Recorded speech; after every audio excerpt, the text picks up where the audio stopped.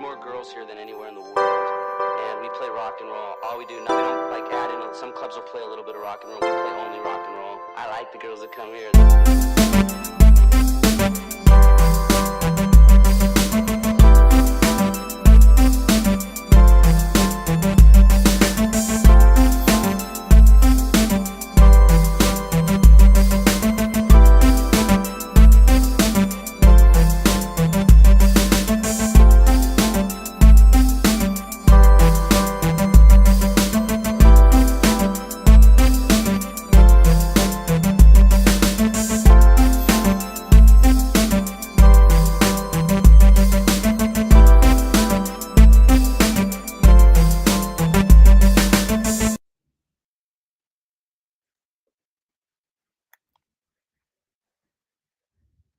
All right, we're on Disco Acid Cult TV. It's a rare Saturday stream and a rare daytime stream, but we have our old friend back, our old friend from across the pond.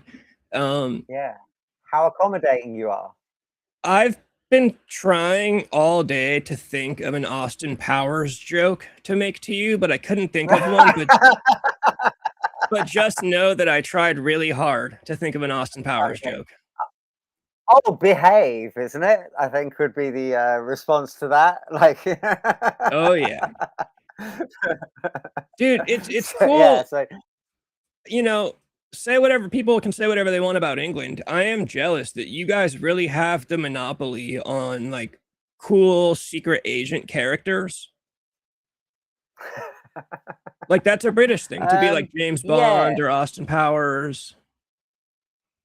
Yeah, for sure. I mean, I'm trying to think of some good American spies. The original series of Get Smart, that was good. The original old school series, not the movie with The Rock and what's his name, Brick from Anchorman. I've forgotten it. Steve Carell. Yeah. But yeah. So yeah, I'm trying to think of other good. I mean, Mission Impossible's not awful, right? That is true. That's true. I've got a bit bored. I've got a bit bored of it, but I like the both, like, you know, the old series. There's elements of it that are cool, and but the movie where he's on the skyscraper and doing the suction things up the skyscraper, that's good. That's good cinema. That's good cinema. Like that every time you see it, it's as gripping as the first time you see it. For some reason, it's still as like, and you know he's not gonna, you know, nothing's gonna happen. You're watching a movie for a start, but like you've already watched it several times, but you're still like, that is so, yeah, that's good cinema. But yeah, but it gets a bit boring after a while. I think he peaked with that as well. Like then he's on the side of the plane, and you're like, yeah, I think I like the skyscraper more. Like, so it's kind of, you get to be like, kind of like, how fussy can you be when you're like, yeah, cool, you're on the side of a plane, but I'm over it, dude. Well, you know, now that I think about it, I'll also counter my own point with, I don't know if anybody has ever watched that animated show Archer. That would be a great American spy. And Archer does have an episode where he suction cups up the side of a skyscraper, and so that'd be one example I can think of. Potomax wants to know if you've ever seen a British pub fight, or have you ever gotten into it? I mean, yeah, I mean, like, it's not really, what's the right way of putting it? Not so much. I mean, I've had some altercations in pubs and venues and things like. I'm not a pub person, really. I don't have like a local that I always go down or whatever like that. I'm more into like, I'm more like go to venues and they happen to be upstairs or downstairs in pubs and stuff. So you kind of go via the pub to the venue or whatever. So if I'm, you know, say sometimes there were like, when I was first starting out in bands and stuff in like it would be about more like mid-90s to kind of mid-noughties, like that kind of period. I would be like, I don't know, like playing upstairs and then somehow get in a fight with someone who wasn't that type of person in the pub section of the what's name, just for being you know, like a rocker type person or whatever. I remember coming back on a bus once. The more when the pubs kicked out, that's when you had to worry. When in my village that I grew up in, I've grown up in a lot of places, but when I was a teenager, I was in this village outside of Oxfordshire, and whenever pubs kicked out at 11 o'clock at night, me and my friends would like try our best to not be on the streets, because the drunk, like older guys would just want to beat the crap out of us, and so we'd get in a lot of street fights just kind of outside pubs, and that we weren't old enough to get into yet and stuff like so. And then, which probably put me off pubs a little bit in retrospect, you know. But then yeah, so then like I remember also coming back from venues when you played a gig, and then you'd be on like the bus on the way home from, you know, the city to the village, and the village people who've been out on the lash all night are going back on that same last bus, and I'm wearing like PVC trousers, and this drunk guy just comes up to me and just slaps my legs really hard, like really, really hard like that.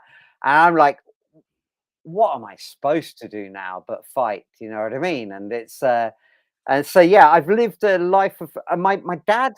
I was really small and I used to get picked on in school, so I used to come home to my dad and be like, "Oh, I don't know what to do. There's this really tall guy. Every time I go in school in the morning, he picks on me." And da, da, da. My dad would be like, "Well, what you do, son, is you take a sock and you fill it up with like a load of pennies, and then you wrap it up like that. You tie it up, and then you walk right up to him and you smack him around the head with it." And so then I'd go, "Okay, Dad." And then I'd go into school the like next morning and I'd do that. And yes, I didn't get picked on again, but I did get, you know, sent home from school and you know, get what's the name? Not detention, where you're not allowed to come back in for like 2 weeks or whatever. Suspended. And yeah, suspended. That's it. Yeah, it's been a long time since I was in school. I'm like 50 now, so yeah. But and I remember once my dad signing my detention form, just putting the word tosspot on it, which is an English kind of phrase, but tosspot is like dickhead wanker. Tosspot would be a cup that you ejaculated into, so it's not a favorable term basically. So my dad signs my detention form, tosspot, and I have to take it into the teach. And I said to him, "Dad, you can't, you've got to sign it. It doesn't even have like an initial." So he put S for his Shane, which was his name, and he just put S and dot, and it says S dot tosspot.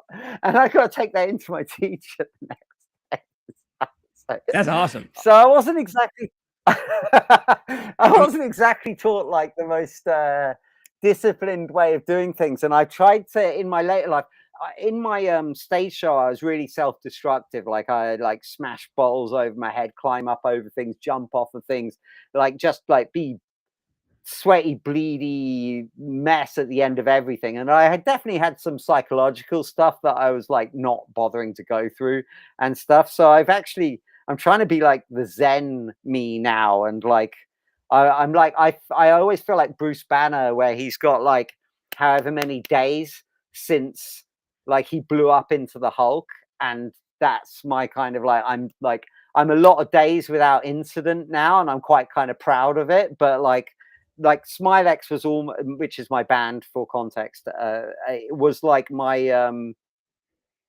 because I was on stage and everything was like crazy heavy anyway, and I needed to do a really visceral show, and we needed to kind of, you know, leave a lasting impact on people and stuff like that. And also, when you got a really good band, if you just like stand there, a certain moody, charismatic singer might be able to pull off just standing there.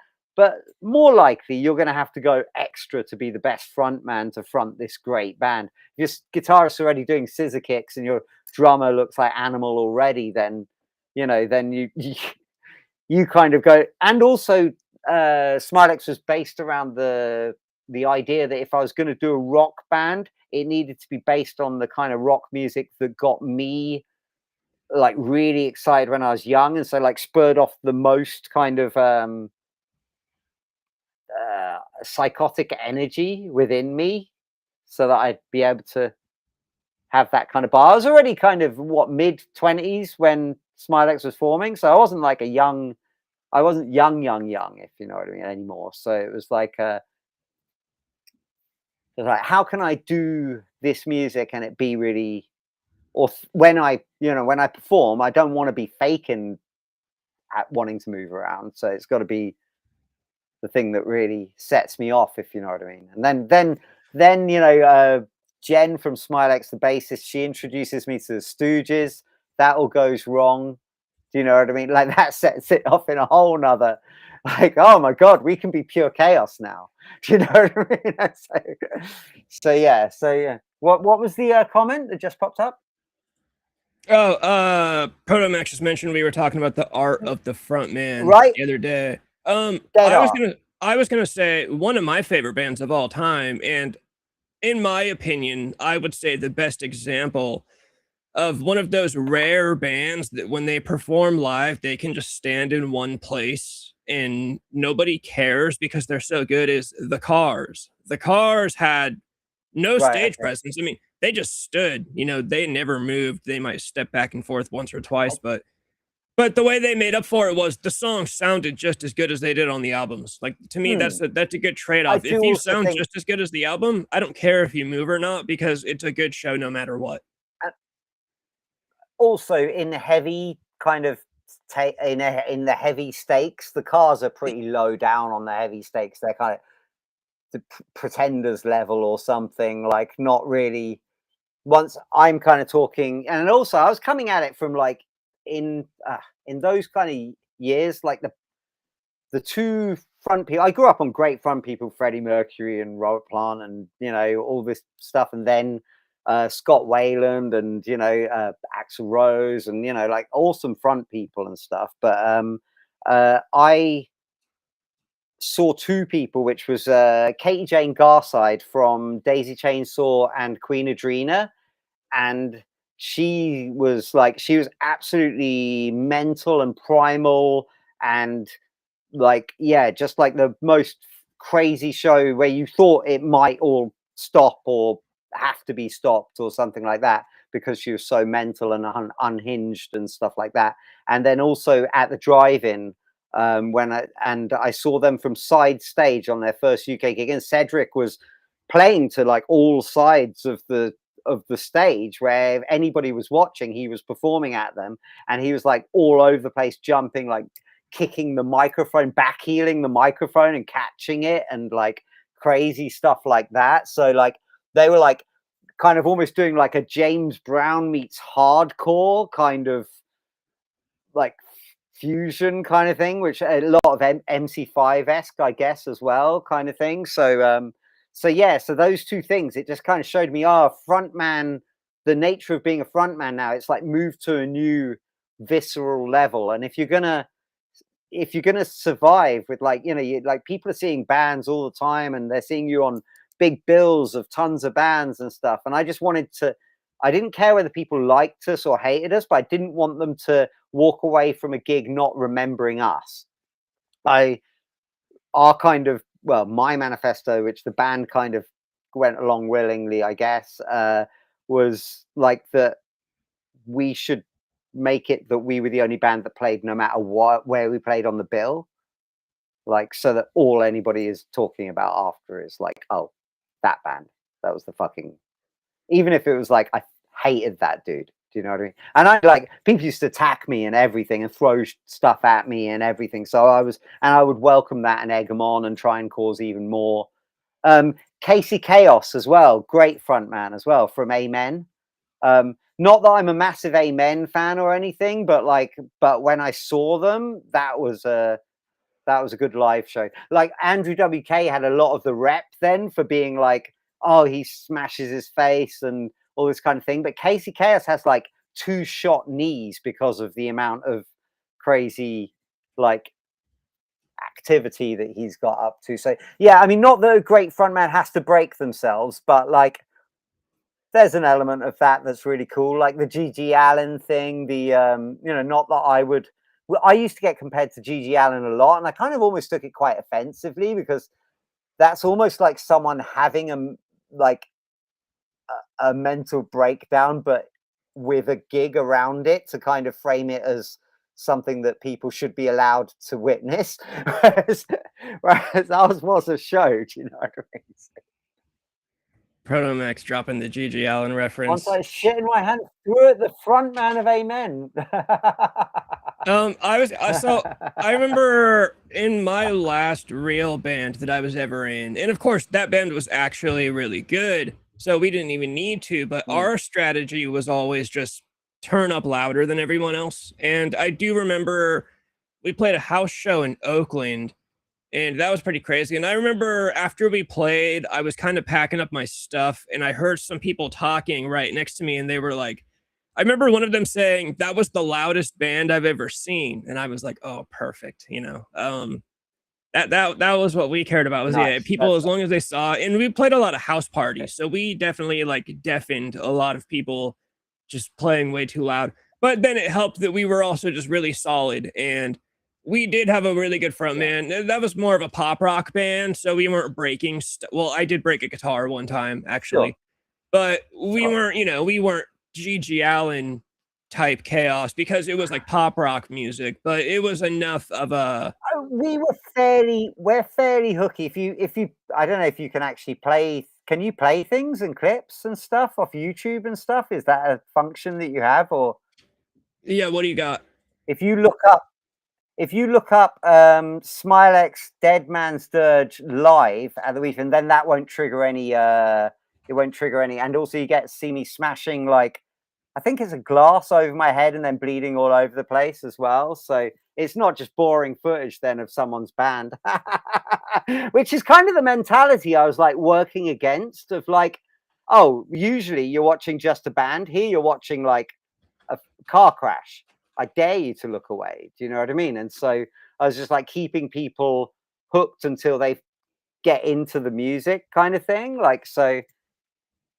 But yeah, Smilex Dead Man's Dirge live at the Wheat Sheaf, I think. I was going to say, is it in Oxford? Yes. I think I got you. And it was for someone's birthday party, so it's supposed to be a real chill gig. So I don't know how it went that way. You know?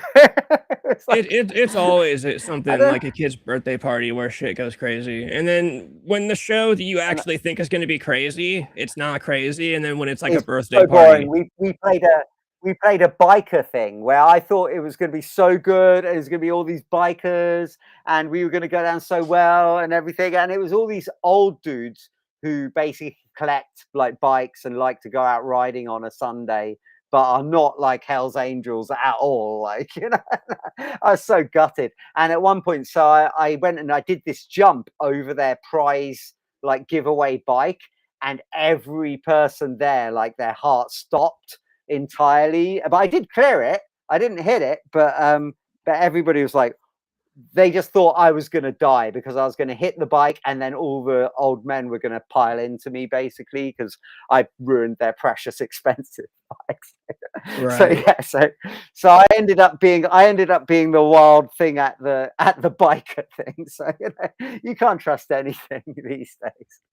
But yeah, it might be quite gnarly on the ears because it's just off a camcorder or whatever. So you know, I got to turn down a little bit, motherfuckers. Yeah, I got.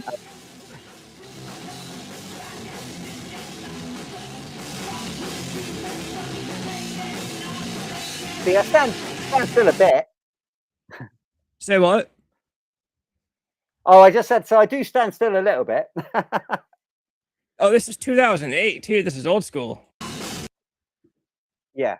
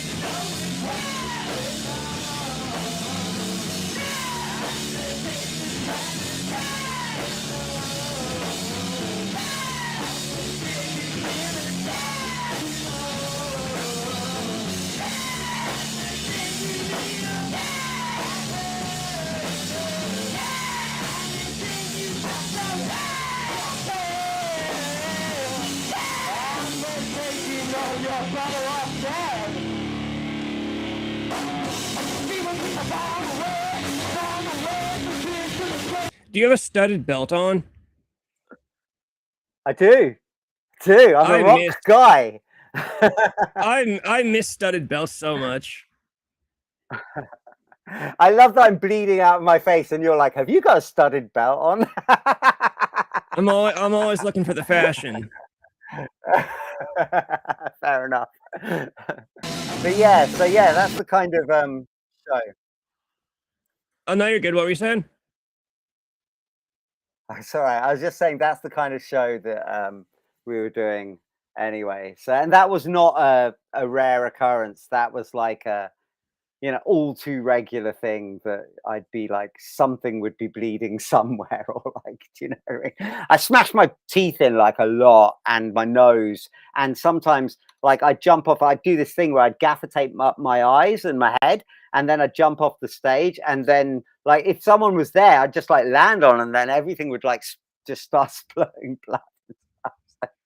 So yeah, it's pretty chaotic stuff for a while. I'm like very well adjusted now. Yeah. It's See, I quite a never got. sin. Like I always like get a little sad when I like see me bleeding there, and then I see like 56 subscribers and like 6 likes and shit. Do you know what I mean? It's like all that pain for such obscurity. Do you know what I mean? So Yeah. See, I never got to, I guess, get like too thrashy. My first real band was in high school, and we were like we started off as like a wannabe like MySpace pop, like Never Shout Never, Forever the Sickest Kids kind of band. And then the trends changed, and because we were kids, we went along with the trends. So we turned into a like a break. yeah, of We course. turned into like a wannabe Asking Alexandria choreographed breakdown metal core band. Right, yeah. So, and that doesn't really call for doing crazy shit. That calls for doing choreographed, stances. And then after, Sounds really weird, but I'm pretty sure I know. I'm pretty sure I know one of the members of Asking and Alexandra. I'm pretty sure I put out one of his first records that's why I thought I'd mention that one. in another band, in an early band Yeah. when he was a teenager. I'm pretty sure I put out a record for. Grace could confirm that. My wife could confirm that because she's all about the emo and the punk pop and all that kind of stuff. I'm like older than that, so. But yeah, I hear what you're saying, like about the influence. My first band was like in 1990, what, like 4 or something, and we were like funk. We were like part Chili Peppers because we love like Chili Peppers, Rage Against the Machine, and like kind of funky, rocky kind of stuff. Faith No More, and I guess Fishbone and Jane's Addiction, and then we were also, because there's Britpop going on, we were kind of part like chirpy Britpop as well. So these two things that didn't like really mix at all, but because we were of our time and kind of didn't have our own kind of, we hadn't really worked out our own tastes or like what we do yet. But that Smilex was after I'd gone away to college to learn about, because I was in Oxford, it's a very jangly indie kind of scene, and I was in my funk rock / Britpop band, and then that kind of broke up, and then I went to college to like learn about like hip hop and drum and bass and producing and recording and all this kind of stuff, which just wasn't available to me in Oxford. So, and then when I went back to Oxford, I was like, right, I'm going to show them the most the most hybrid technological kind of. It was at the time when I guess everything was kind of like the part electronica, Radiohead, and like things were all going kind of, indie was going part electronic, if you know what I mean. And I was gonna like, I've got the ultimate rock / indie / drum and bass / hip hop demos that I've been building up for 3 years. I went back to Oxford, everybody had like an electronic element to them suddenly, and I was like, shit, they're all doing it. And at all these gigs it would always break down, and then for like 5 minutes nothing would be happening, and everybody would be like talking, and all the momentum was lost, and then they'd have to play the electronic parts because they couldn't get it working again, and it sounded all hollow and weird.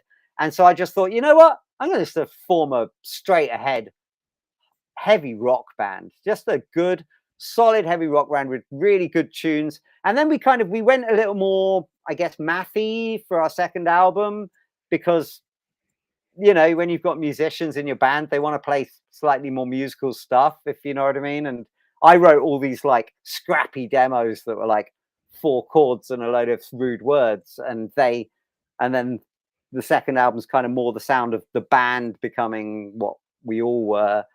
But then weirdly, we made a third album that was never released, and that's actually the best mix of the two. It's like we get back to a bit more kind of snappy rocking, if you know what I mean. There was like a whole, I don't want to talk for like a million years, but there was a whole I kind of thinned down everything I liked to like about 10 or 12 albums, and it was like that's what we're going to be like, nothing else, because I just like too much music to. And when I wasn't going to do the hybrid thing, then it's like, right, I'm going to do the opposite of the hybrid thing. I'm going to do the most. It wasn't quite like Motorhead, AC/DC and whatever. It wasn't quite that straight, but it was Nevermind, I think. Probably, I would imagine Appetite for Destruction. I would imagine Mechanical Animals by Marilyn Manson. I would imagine Trouble Gun by Therapy. I would imagine possibly Wait by Rollins Band might have been. Wait or Come In and Burn by Rollins Band might have been in there. Yeah, just, you know, I had like a kind of, right, this is what we're going to be like and nothing else. And then we did end up being like loads of other stuff, but it wasn't because I planned it. It was just natural chemistry. And we made our first EP the day after our first practice. It's always so the best stuff that never gets released. Like you mentioned, the third album that you didn't release that had some of the best stuff. It's always, I swear, every band I was in, the stuff we never got to release, I'm like, damn, that was like the best stuff too. Well, I mean, I would say our debut is our best thing. If I got run over tomorrow, I would say, well, at least I made Smilex's debut album 7. Well, at least I did that. That's fine. Like the bus hit me, but I've got that to leave behind. Like, put that on my gravestone. Do you know what I mean? But if you could make it play out of my gravestone, that would be cool. Every time someone comes to mourn it kicks into the album. Do you know? Could disturb everybody else in the graveyard, but you know. There's definitely a couple songs that I've been a part of that I could think that if I could like attach to my gravestone, those would be the ones. There's probably one that I would say I would take, but I didn't write it as the thing. I just recorded it and was in the band. And if it has to be a song that I wrote myself, I also know which one it would be. But I don't know if it does. I co-write, or other writes are different. I write lyrics, but that doesn't mean I write all the music all the time. That first album, I wrote a lot of, but I more wrote the EPs before it, and then like you see, like it changed. Like it's my songs on the first EP, and then on the second EP, it's my songs with Tom, the guitarist, songs as the B-sides, and then on the next one, like the next single, I think is his music and my like his song, like with my lyrics kind of thing and melody or whatever. But and then suddenly it's like, oh right, it's pretty much a 50-50 deal, and then even the drummers chucking in a song, and there's things that were kind of co-writes in the room and stuff like that. So yeah. But I always wanted that. I always wanted a great band where every member was like awesome, like great guitarist, great bassist, great drummer, and then, you know, and then that'll like the chemistry is everything, you know. Yeah. Well, I think when it comes rock and roll band, when it comes down to bands who, like, I guess one person writes a song, or even if a couple people write the song, it still gets changed up, like during live performances. Like again, in my last band, the last real band I was in, our singer wrote our songs, but then he would give me the guitar parts, and it didn't matter what he wrote. When we're playing, I'm playing the guitar. So it's, you know, like I'm doing other stuff. And then some things would happen to where I'd play it a certain way, and he'd be like, oh, actually, that's better. Do it that way. I remember the last thing we ever, when we broke up over a fight during a recording session. We were going to record our first like full length album, and we went to some dirtbag studio that we shouldn't have gone to. That's a whole different story. I was right all along, of course, because I'm always right.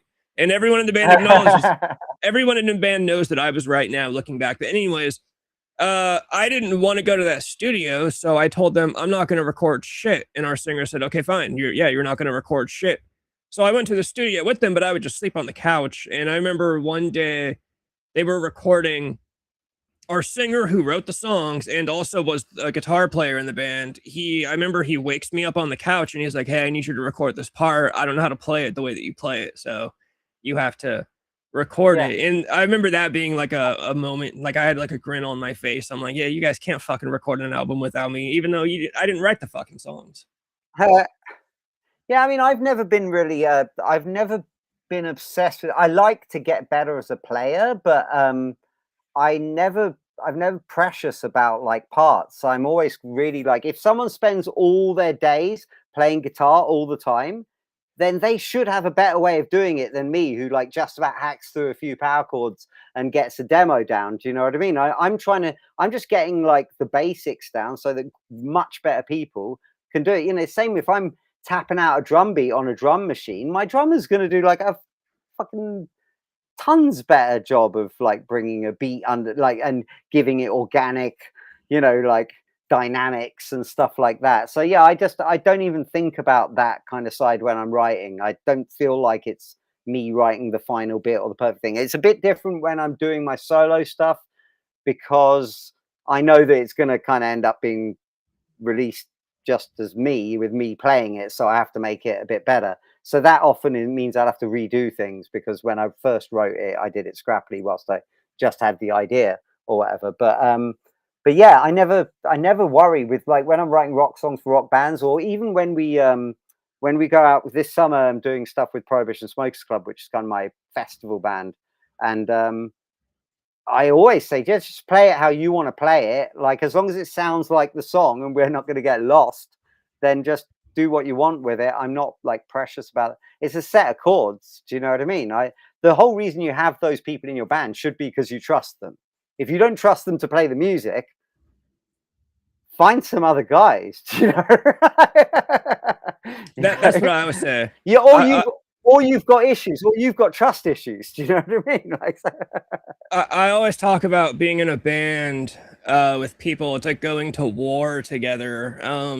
But you know, I always talk about the bond between band psychology and band relationships are like an interesting subject to me. If I could, one of my kind of ideas that I used to have that, of course, I never pursued. I thought it'd be cool to go to school for psychology and learn like psychology and therapy and all that, and then open up my own practice where I specifically take on clients that are either like failed musicians or people in bands, like things like that, because it's a totally weird relationship. I've always said that being in a band, it fills the same part that being in a relationship with a girl fills, because when you're with a girl, you belong to something and something belongs to you. I am her boyfriend and she is my girlfriend. And when I'm in a band, I am their guitarist and they are my band. That is my drummer and my bass player, and I am his guitarist and his guitarist. So it like fills the same kind of two-way relationship street. You know, a lot of people say it's kind of like a marriage. And then, yeah, it gets weird. Like sometimes certain members get along better, some members don't get along. And then there's the creative stuff. Like back in the day when I was younger, I was the same way. I didn't give a fuck what our drummer played. I was like, I play guitar. That's my job. I do that. And now looking back, I'm like, oh, our drummer fucking sucked. And that's why we never did anything.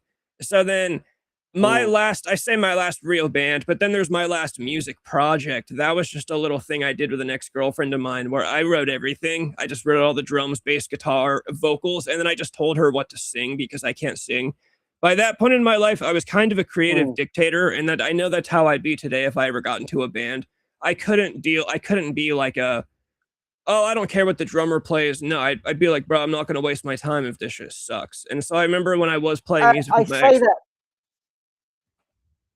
Yeah, I was just going to say, I don't want to like, I'd been in many bands before I was in Smilex, and I headhunted every member of Smilex quite specifically and kind of found them, and they were the right people. So I wouldn't necessarily say I do that. Like I'm just lucky enough that at 50, I only really play with pretty decent people now. Like I know, and my phone book is good. Do you know what I mean? Like so if you said I need a good drummer, I'd say, okay, what genre? And then I'd go through my phone book. Yeah, I've got someone.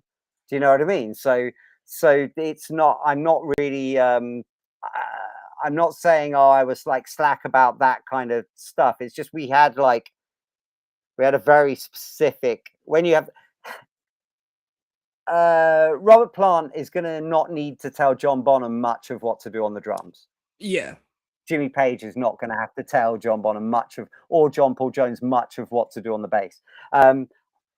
We definitely had like things that we liked and didn't like, and I, tap out programs for Pat to play, and then he has to somehow have 8 arms because it doesn't even make sense that a drummer would be able to do that stuff or whatever. But so it's not like we didn't all have like a kind of a standard and a level and the kind of all these kind of things that kind of made sure that we were functioning well and everything. We all kept each other in check if anybody was doing anything bad, but we just had a really well, it goes back to what you're saying about but it's like but it's like a family for us, because like literally at my drummer's wedding to the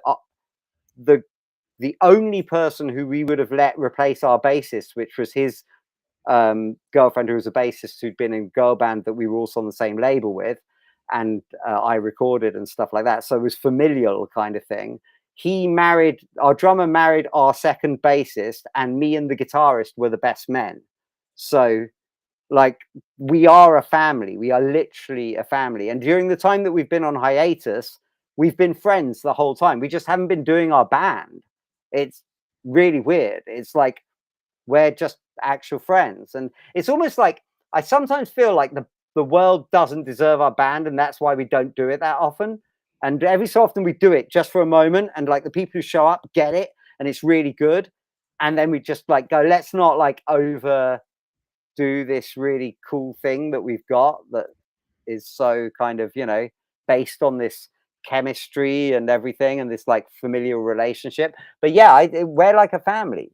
Like I'm closer with some of my band members than I am with a lot of my family. If you're going into extended, I don't know, most of my extended family, and of my like mum, dad. My dad's passed away. I get on with my mum. I get on with my brother. I don't get on with my other brother. So I'm already, if I was trying to form a band out of my family, I'd have less members. Do you know what I mean? So, Yeah. and they wouldn't be able to play as well. So, Right. So yeah. So I don't know. I think Skunk Anansie. Do you know the band Skunk Anansie from Britain? No.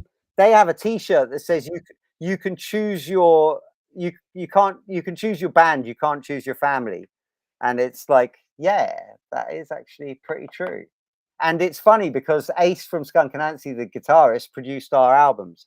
So obviously this sentiment, it's so yeah, so I mean, what was I going to say? It's funny that you said about you'd like to start the therapy thing. One of a great breakthrough for me, because I was quite traumatized. It sounds really stupid, I understand, but I was quite traumatized by the fact that I did all this work and I didn't get to where I needed to, and then the music industry kind of blew apart and all this kind of stuff. It's very hard to decide, oh well, I'm like, what am I going to do at this age now? Like I find a new career, like, and so and for someone who's always done a little bit of retail or a bit of crewing for venues or tours or whatever, or whatever to make a little bit of money on the side in the meantime, or recorded some bands or whatever else. Like I've always been used to being a musician and like kind of having to do some other stuff, but then suddenly like that the stuff I could do in music was shrinking and shrinking. And my therapist was actually recommended to me by a great charity in the UK, help musicians, and they actually paid for a string of therapy sessions that I would never have been able to afford.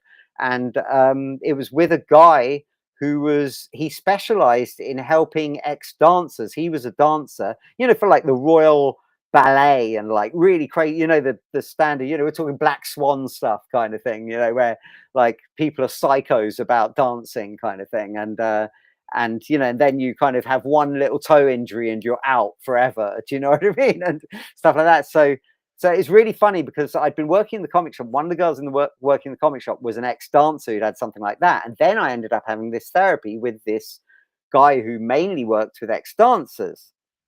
And that was really, really helpful because it was, you know, whilst it was tangential a little bit, there was a lot of crossover between the physicality, because I'd been a physical frontman and stuff. There was a lot of crossover between like the physicality and the paying the price, and you've got all these aches and pains, and you haven't got the career that you wanted or whatever, and all that kind of stuff. So it was pretty much that thing, except just, you know, slightly left of the topic. Am I catching flack? Protomax, you definitely should have anyways, just because it'd be funny to. I also had an Asian chick therapist for a short time though, but she was not chubby. She was just over the line, chubby wise, so close. Yeah, I guess that makes sense. If they're like right over your threshold, you know. I can't be part of any. I can't be any part of any size shaming. I'm into all ladies of all types of sizes. I'm a married man now, but before I was betrothed, I was definitely, or before I was with my lovely wife, I was definitely for the into musicians in all therapy, shapes, sizes, colors. right? The musicians in therapy, I always thought that'd be a good like a career path or whatever for someone that wants to become like a therapist. Because I always think about, there's an interview, I don't remember why, actually I know why I watched it, because I was sitting in a strip club parking lot waiting for my ex-girlfriend to get off work, and I was bored, and I saw that Travis Barker from Blink-182 was on Joe Rogan's show. So I sat and I watched it and smoked cigarettes, and I remember there was a part where Travis Barker was talking about how when he was a kid, when he was in school, and, you know, adults would ask, what do you want to do when you grow up? And he would say, I want to be a rock star. And, you know, the adults would go, okay, well, that's great. But what do you know, you need a backup plan. You know, what else do you want to do? And he was always like, well, no, I don't need a backup plan. I'm going to be a rock star. And Joe Rogan kept driving it home like, oh, that's fucking awesome. Like, you didn't have a backup plan. You just dove headfirst into this. And then I'm like, well, I was the same way. Like, I also told every adult I'm going to be a rock star. It doesn't always work out. Yeah. Yeah, I thought for every one Travis Barker, there's probably a fucking like 500,000 kids that say the same shit and it doesn't work out. And I think it's more traumatic than people realize. Like, I think like I've got an old buddy who, and Travis is like the Dave Grohl of Blink-182 as well. He wasn't like their first drummer, so he's not the guy who kind of came up. What does the original Blink-182 drummer think about it? Ask him. Do you know what I mean? Does he think it's as awesome? Do you know what I mean? He probably thinks the same thing as Pete Best from the Beatles. Right, exactly. You know, but yeah, it's worth, you know. I think it's a way more traumatic thing than people realize. Like, people that, you know, don't make it or whatever. And I know that, like, I classify myself as a failed musician. I know that's technically my fault because I've quit. You know, if you don't quit, you're not failed. You're still working.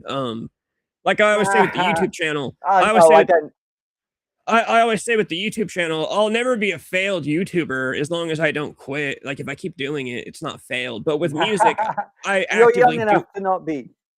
Yeah, exactly. You're young enough to not be failed at anything, man. Like, you can still go back to anything at this stage, and you could go back to wearing nappies and shitting in your pants and excelling at that if that's what you want to do, and you will in your later life anyway. So, you know. But what I'm saying is, you can go back to like anything and pick it back up, and you're young enough that you could even be in a rock band now and still have plenty of chance to make it. How old are you?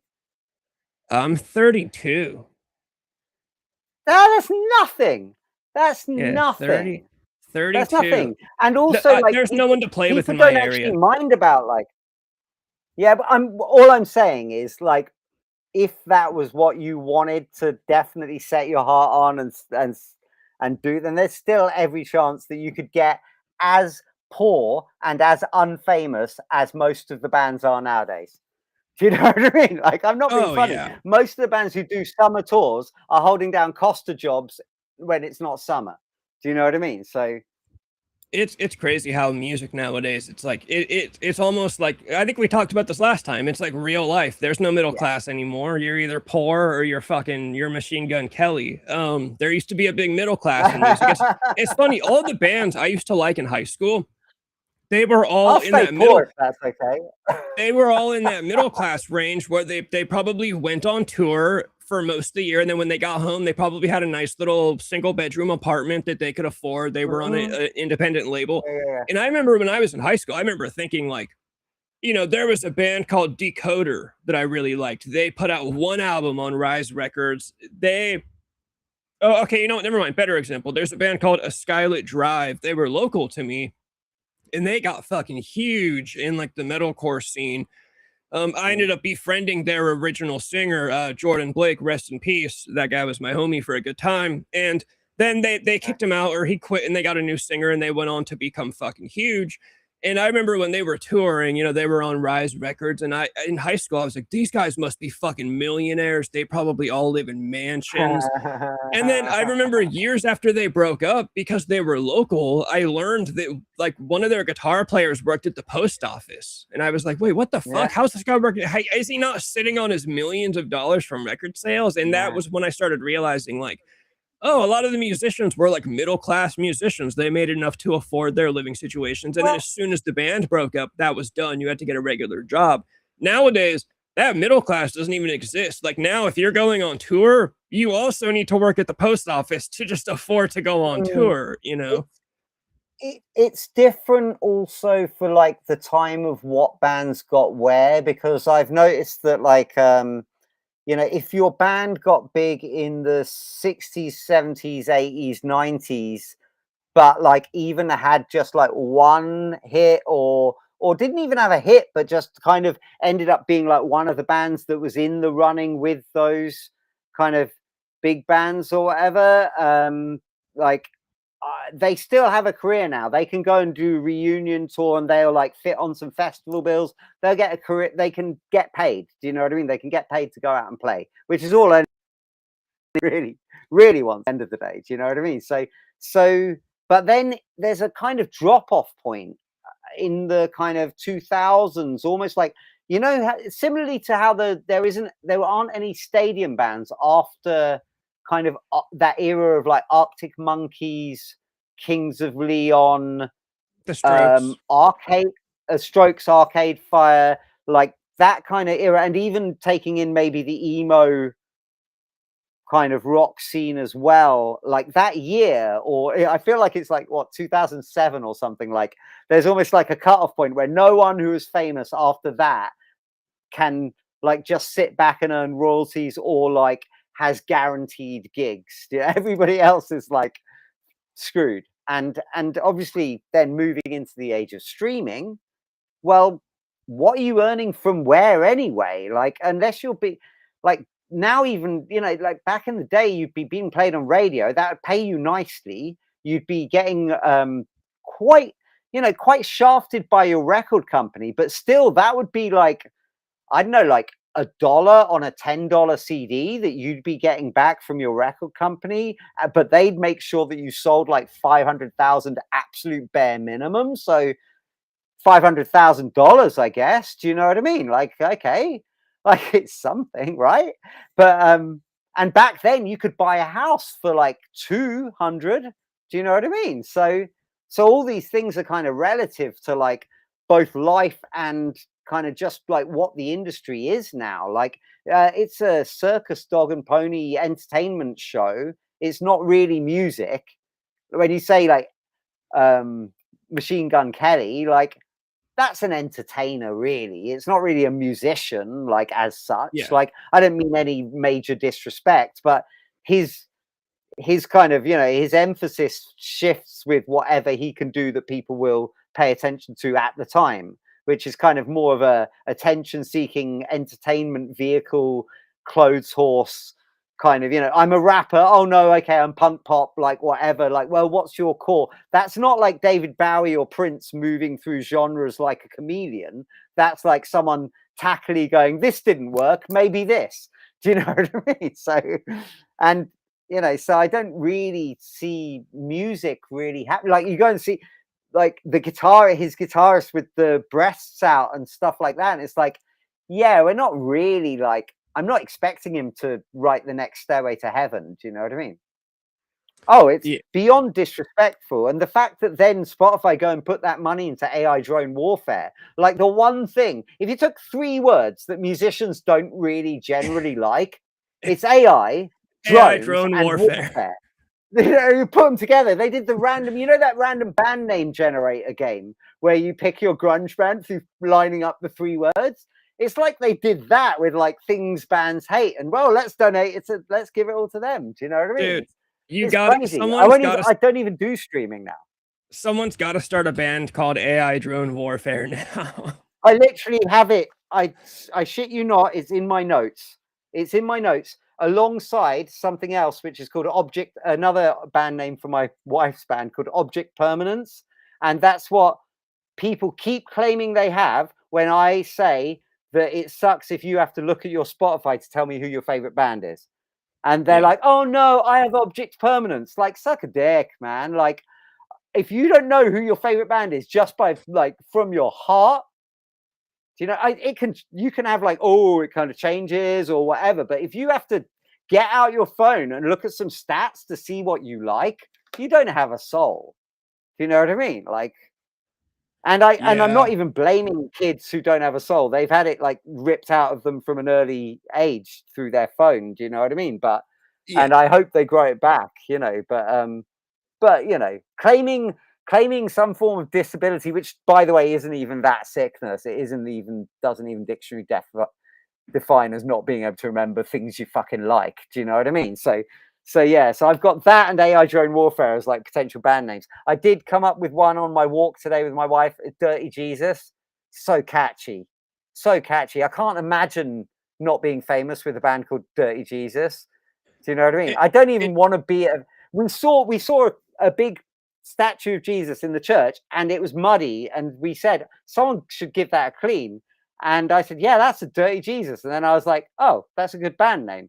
And I was like, so it's not even disrespectful, like meant in a like sordid way or anything. It's just catchy as fuck. Do you know what I mean? So let this stand as a document where I copyright those 3 names for myself: AI Drone Warfare, Object Permanence, and Dirty Jesus. They're all mine. Okay. It does sound like a 90s band name, and it sounds like something like the Jesus and Mary chain. My name that I've always claimed if I ever did start another band would be the Columbine Kids. That's like a big one that I always talk about. Just because if you were a duo, that'd be perfect. Yeah. I think it'd get me in just the perfect amount of trouble to become rock and roll. We'd be the Columbine Kids. I was in a duo, again, what I mentioned, the project with my ex-girlfriend. That band we originally called just Noise, and then somebody at a venue that we were trying to book at told us, they said, hey, look, your name's cool, but just to let you know, we get calls from at least one band a week that are called Noise. So you may want to change your name. So then we changed it to Euphoria, which is what we should have kept with. We went up to Ashland, Oregon one time, and they had a little... I bet you wish you did now with the Sydney Sweeney link. That would have been a flex, right? Well, we found it because there was a little like flower shop, a little gardening shop in Ashland, Oregon called Euphoria. Well, you know, like floral in Euphoria. So we thought that was cool. So we used that. And then we ended up changing it because my friend... he married a girl and her name was Allie Gold, and we thought that was the coolest name of all time. So we literally were just like, we're gonna name our band after your wife. We're gonna call our band Allie Gold, which that's what we became known as because we were with that the longest. And then we ended up changing it to Jade Lane, and then me and her broke up like very shortly after that, so we never got to be Jade Lane. At one time we were going to be Molly and the Twist. She was going to go by Molly. Like people were going to think that she was Molly, and the Twist, I guess, would just be me. Like I would be the Twist. But either way, the Columbine Kids, that would be my claim. If I ever do anything else, it'd be the Columbine Kids.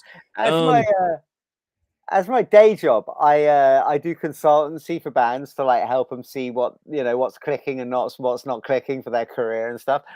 And just as a hint, maybe changing your name quite so many times wasn't the best I was one of those people because I never made up my mind about anything. I just because I always am just thinking about shit. So I'm always like, oh, we need to change our name, and then I learned very quickly that's a terrible idea because you're constantly having to make a new page, and then nobody comes over from the old page. And my last band, I my was last thinking, real band that I talk about a lot, we changed our name at a really bad time. It was really bad. We were called Ghost Stories. Our singer named it.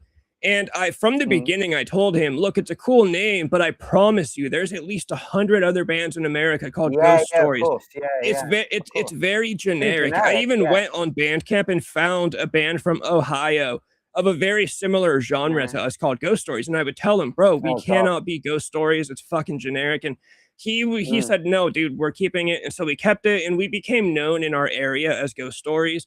And Mm. finally, we got a new drummer, and we were sitting around talking. And I told him, "Hey, Sam, don't you think the name Ghost Story sucks, and we should change it to Champagne Girls?" That was the name that I always Mm. wanted.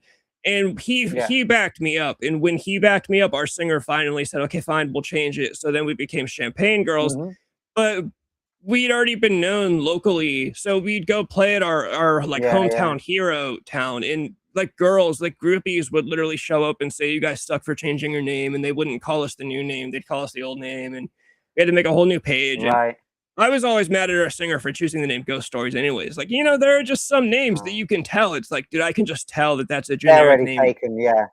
Yeah, and When I knew when from the when beginning. when I when I came up with the name Smilex, because it's the chemical that the Joker kills everybody with a smile on their face with. So it's like it was supposed to be like a comment on products and on branding, and like, it's kind of like a sarcastic kind of thing. It sounds like kind of happy, but it's actually got this really fucked up thing. And also the idea that it leaves you dead with a smile on your face is kind of how we wanted to leave our audience, kind of thing. So it was like, okay, that's perfect. But back then, like, nobody was naming their stuff after Batman shit. Do you know what I mean? Like, it was like some weird geeky thing to do. Do you know what I mean? And then weirdly, like, the Batman became super popular after the Dark Knight, particularly, and also Charlie and the Chocolate Factory had, like, Tim Burton called the toothpaste in the factory Smilex, and it was like, ah, man, you've changed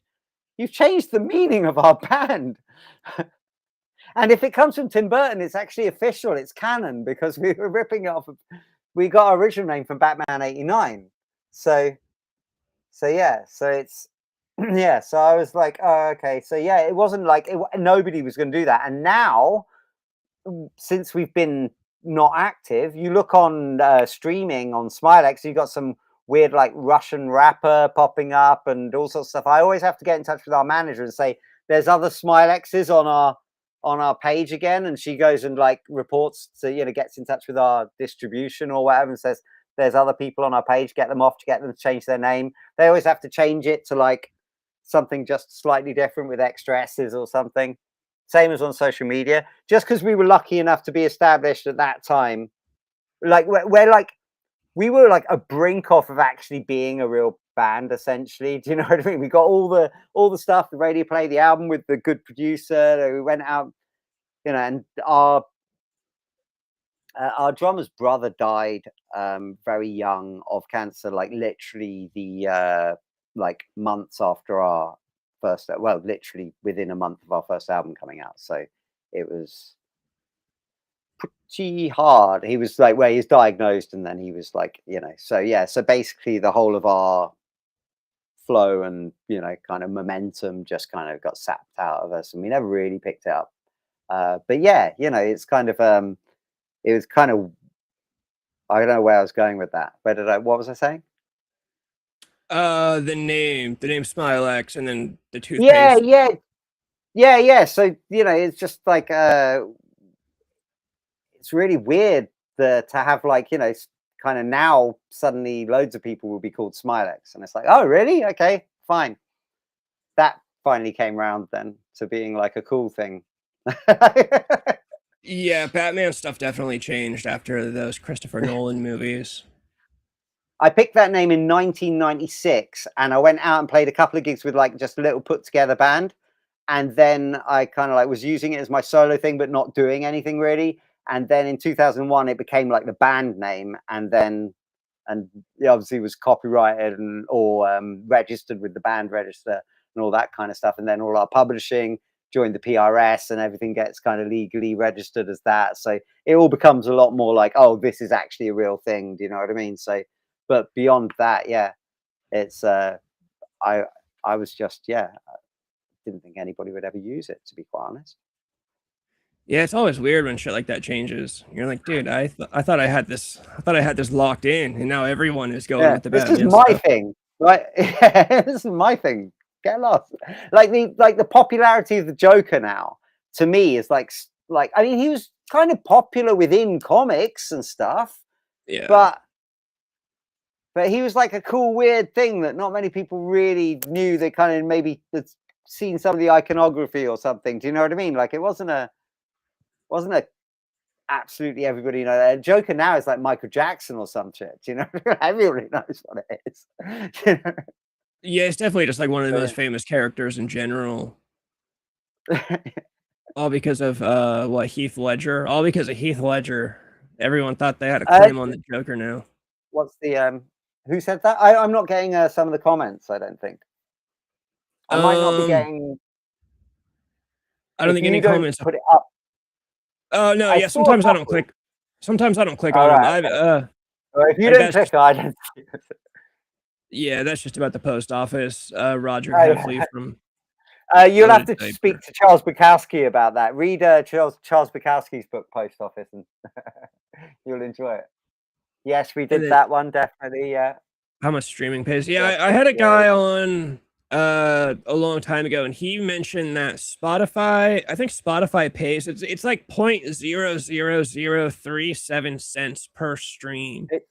Yeah, I mean, and also that's not a set rate. So because I run a indie record label, so I see like back end on everything, and so I can tell you it's based on like it's seasonal. So it depends on if it's winter, spring, summer, or autumn, and then it's also about territory as well. So streams from Russia or India, you know, like all the places you see all the bot boosts on songs, they don't pay out like American streams or like UK streams, for example. I think Germany's, you know, like a decent rate, but maybe somewhere in like Eastern Europe is not, and stuff like that. So it's really, it like all depends on territory, and it all depends on season. They've got a million ways to fuck you, basically. And so I can tell you, I dropped a brand new band who weren't even touring. They were just on Instagram a little bit, and they didn't even, I hooked them up with a drummer for the recording, and they were just doing a couple of duo things on Instagram with not many followers and stuff. And we pushed that song, and we got 20,000 streams on their debut release. And we were like, what the fuck? And like, because it's what you work hard to get that, you know, like it's 20,000 normal people that you petitioned to like listen to a song in one. Also, we did get it on radio, and we did, you know, get it in some press and some online blogs and all that kind of stuff. But you know, it's hard sweat. And basically, when we got our check, it was like we were like, break out the champagne. We got our check. It was £6 something, £6.60 to split between the label and the band. That's about $10, maybe a little less than like $8.50, something like that, or something like that, depending on the exchange rate. I think you're pretty bad. You've got a bad exchange rate at the moment, so I think it's almost $10. But in your general like times when America's floating okay, like it's probably about, you know, only about £1.50 difference or something, you know. So, but yeah, so you know, to split. So I'm like, I can't even buy a bottle of anything, you know, to celebrate. And you know that's why, like I always like to think or talk about why music nowadays has mostly moved on from bands to solo artists. And I guarantee you that's one of the reasons why, because now instead of paying, you know, a full band, they just pay Machine Gun Kelly, and then he can handle, you know, paying his backing band. He can pay them bullshit and some chips, whatever. It's not even that. That's not even how that works. So Machine Gun Kelly doesn't know what's being spent. His manager is spending absolutely everything. At the end of a certain period of time on each record, he would be presented with a piece of paper that equals off everything that's been spent against everything he's earned. Okay, so Yeah. okay, so that's how that works. The more you see spent, that's the record company spending it on the artist's behalf out of the money they have yet to earn. And they give them a fat advance, which they go and spend on drugs and cars and fancy clothes. And then at the end of that, they don't have anything. And then they go, oh, so where's the money from my new record? And unless they were absolutely like the biggest thing that sold physical copies and did tours where they sold shitloads of merchandise, and even that, like now, in the old days merchandise belonged to the band. Now it's a 360 deal. They own your synchronization to shows and adverts, they get everything, and they own your merch. They set up the merch themselves so that they can take all the money from it. So basically you're just a puppet, you're a factory item. And why would you, if you were a massively rich person who didn't give a crap about music, why on earth would you tolerate getting 4 or 5 guys together, hoping they don't get all fucked up on drugs and booze, and hoping they come up with good songs on a regular basis, hoping they can get in a studio, spending all that money on the big studio, on working out like, oh, maybe we've got a song. Should we re-record Sympathy for the Devil 15 billion different times until we finally end up with the version that we're going to release? Like, instead, they could just farm out a load of, we want songs. And all these people go, I want to sell you my song. So they get 50 people sending them songs that they made with no expense from the record company whatsoever. They pick the songs they want. They stick the person in there that looks like the person they can sell or that they can control and sell. And then they basically say, well, if they can't sing, just get someone else to sing. They're not going to have to sing live anyway. So what does that matter? And then you get some guitarist with her boobs out. No one's even going to notice. Yeah. And that's MGK. We're not even getting into like fucking Addison Ray or whatever her name is, or where it's basically, basically the dance routine should be all the positions that a girl gets held in the gangbang porn. Do you know what I mean? So yeah, it's crazy. I feel like the way the music industry has turned out is like, for some reason, it's been incredibly beneficial for your Taylor Swifts and Sabrina Carpenters, but it's been like terribly detrimental to like rock music. Like it's not working. It makes me think that the rock genre is almost like an archaic thing. Like it just needs to work in the older way to thrive. It 100% is. It is 100%. It is like jazz, okay? Because metal particularly is like jazz, because jazz is like these old dudes who go along and stroke their beards going, oh, that guy's playing that thing really well. And like nobody gives a fuck. Do you know what I mean? And when pop came in like the 50s, jazz died. Like it was sent into like backstreet venues to fucking die. And yet jazz is still going healthily because people who value jazz pay for it properly, and they'll buy a record still, and they'll still go and see the person live, and they'll keep supporting them. Whereas the pop fandom, which unfortunately rock and indie and all these guitar music essentially is way too tied in with pop fandom. If it was more tied, I used to do fundraising for the Royal Festival Hall and the Royal Albert Hall and all of these kind of really established classical venues, opera houses, and etc. etc. And the thing about classical music is old people pay through the nose to make sure classical music still is around. They pay £20 a month on a direct debit out of their bank account to keep that establishment running. That's the equivalent of $25 minimum, right? $25 a month out of your pocket. Rich people pay out of their nose to keep classical music going. Rich people pay out of their nose to keep jazz going. Rich people do not pay out of their nose to keep rock music going. Rich people do not pay out of their nose to keep indie music going. There are almost all the band. Like I used to grow up in Oxford at this venue called the Zodiac. It was co-owned by the manager of Ride, and then members of Ride, members of Radiohead, and members of Supergrass. Basically, local bands who'd made it big.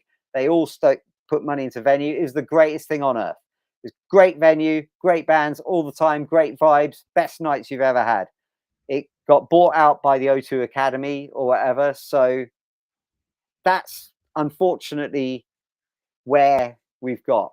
You know, the people who want these things, they will pay any amount of money, and nobody's rich enough to turn down, well, we'll have, you know, we'll take the millions, whatever. And so it takes people who are like so like beyond punk as fuck to kind of go, you know what, you can offer me any amount of money, I'm just going to keep my venue the way I want it. And you know, even as the health and safety laws roll on and things need to be fixed and it costs so much more money and the licensing gets difficult and all the people move in, they build a big block of flats right next to the venue, and then suddenly people are complaining about the noise and all this kind of stuff. Do you know what I mean? Like the whole system is basically sewn up.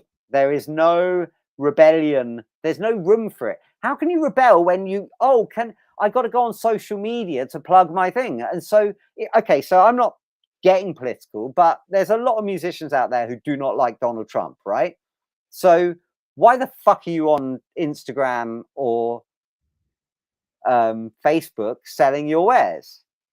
Because you're funding the Trump campaign by giving money to Meta. So think about what you're doing. If you're, you know, using Amazon, then you're funding someone who's taking all the books off of Earth so that he can charge the highest price for shitty copies of them or audiobook versions or whatever else.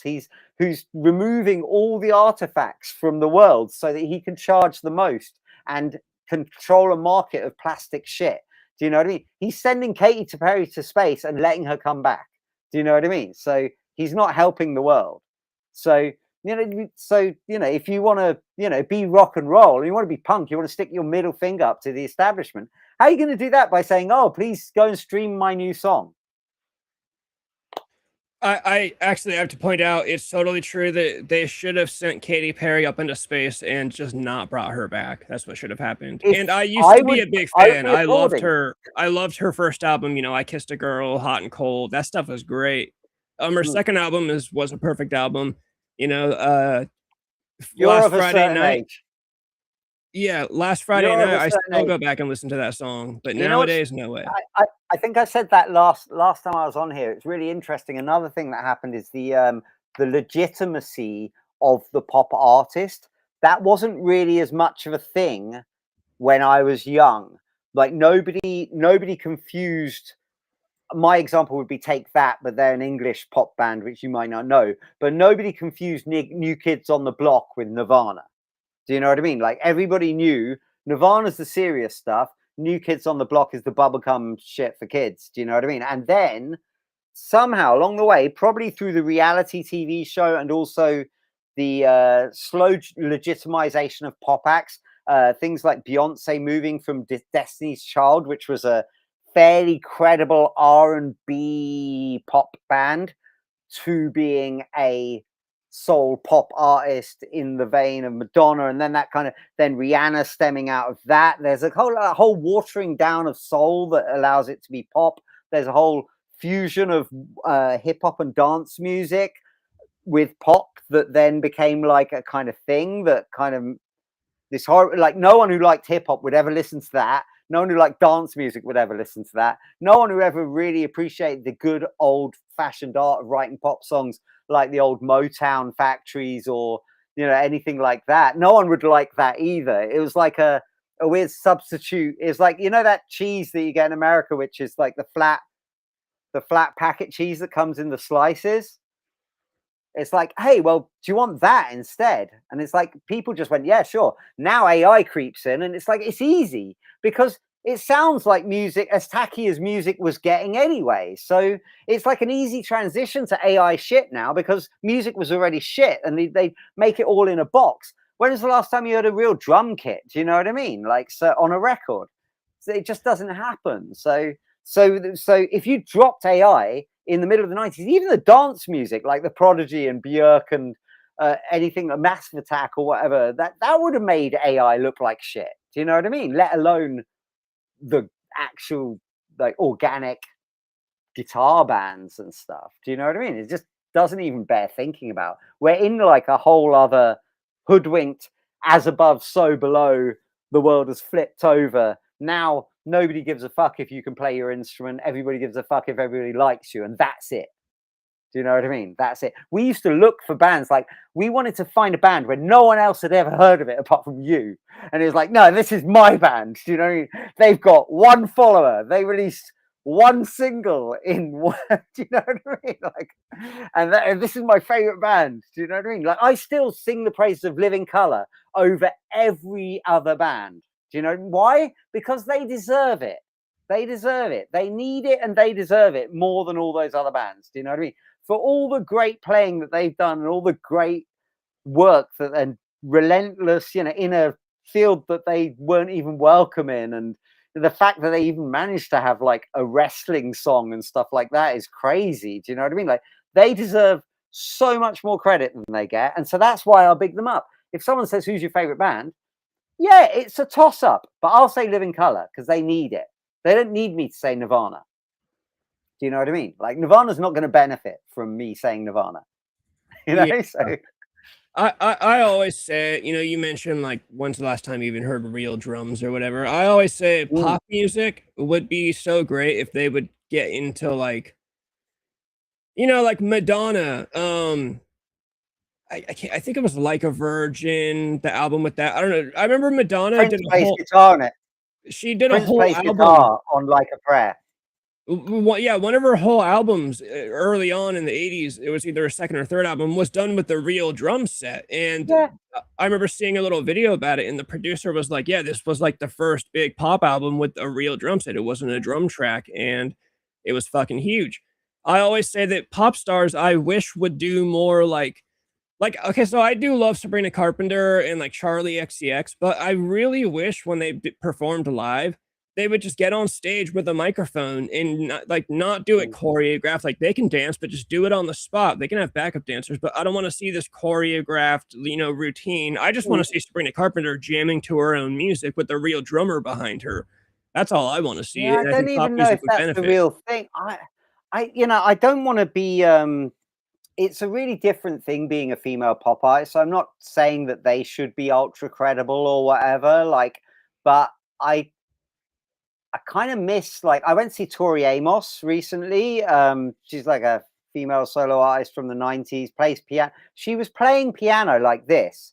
Like, she had one keyboard there and one piano there, and she's just playing this song like that. And she's singing to this mic, and she's singing to that mic, and she directs like the drummer to do something there, and then she'd tell the backing singers to come in there or whatever, like with a hand gesture, and she'd be playing two pianos, then facing the audience or whatever, and like, it's like she's got mutant ability. Do you know what I mean? And I was transfixed for the whole thing. It was hypnotic because it was like, this is like crazy talent I'm seeing right now, and I just kind of wish that we were like at somewhere where, I like the fact that Olivia Rodrigo plays a guitar and stuff, and like has a kind of more guitar-y sound, and kind of, tries to bring in the Robert Smith thing, but it all sounds a little, until they make something that really feels genuine, it's always just going to be pop music.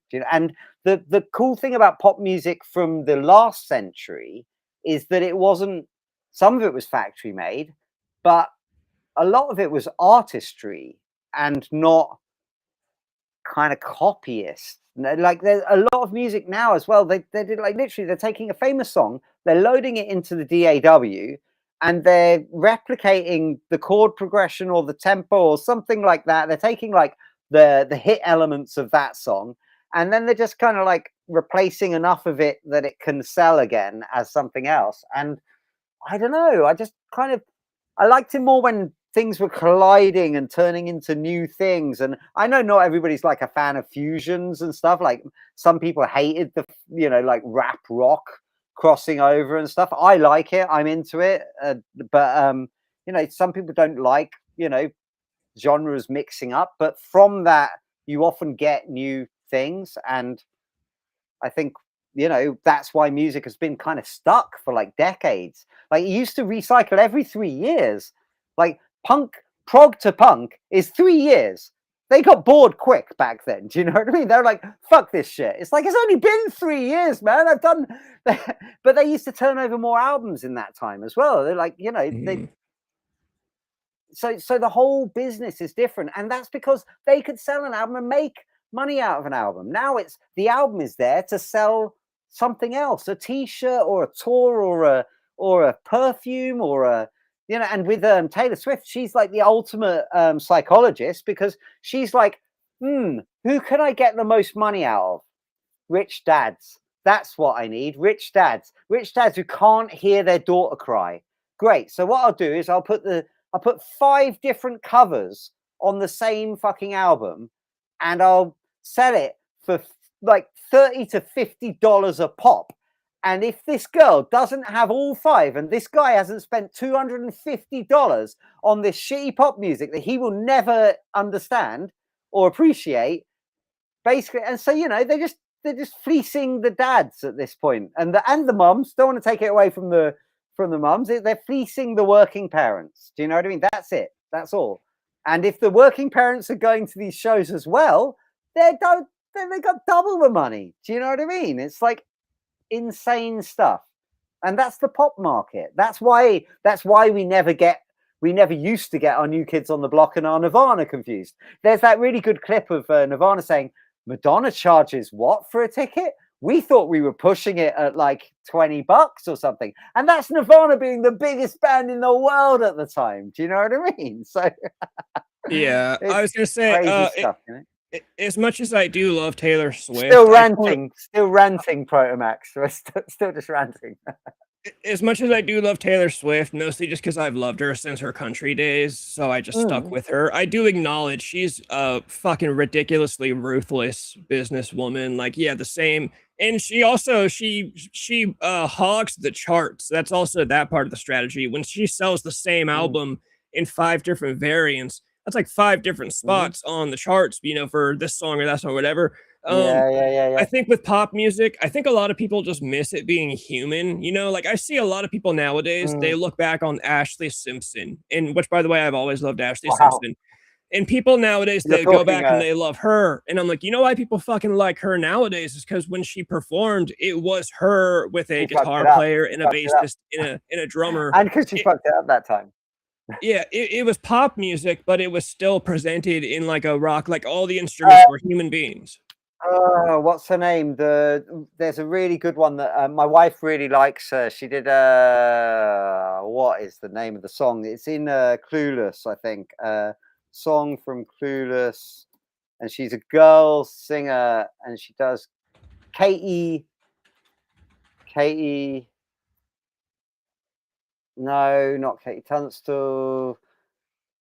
What is her name? Was it not in Clueless? Maybe it was in something else. Maybe it was in.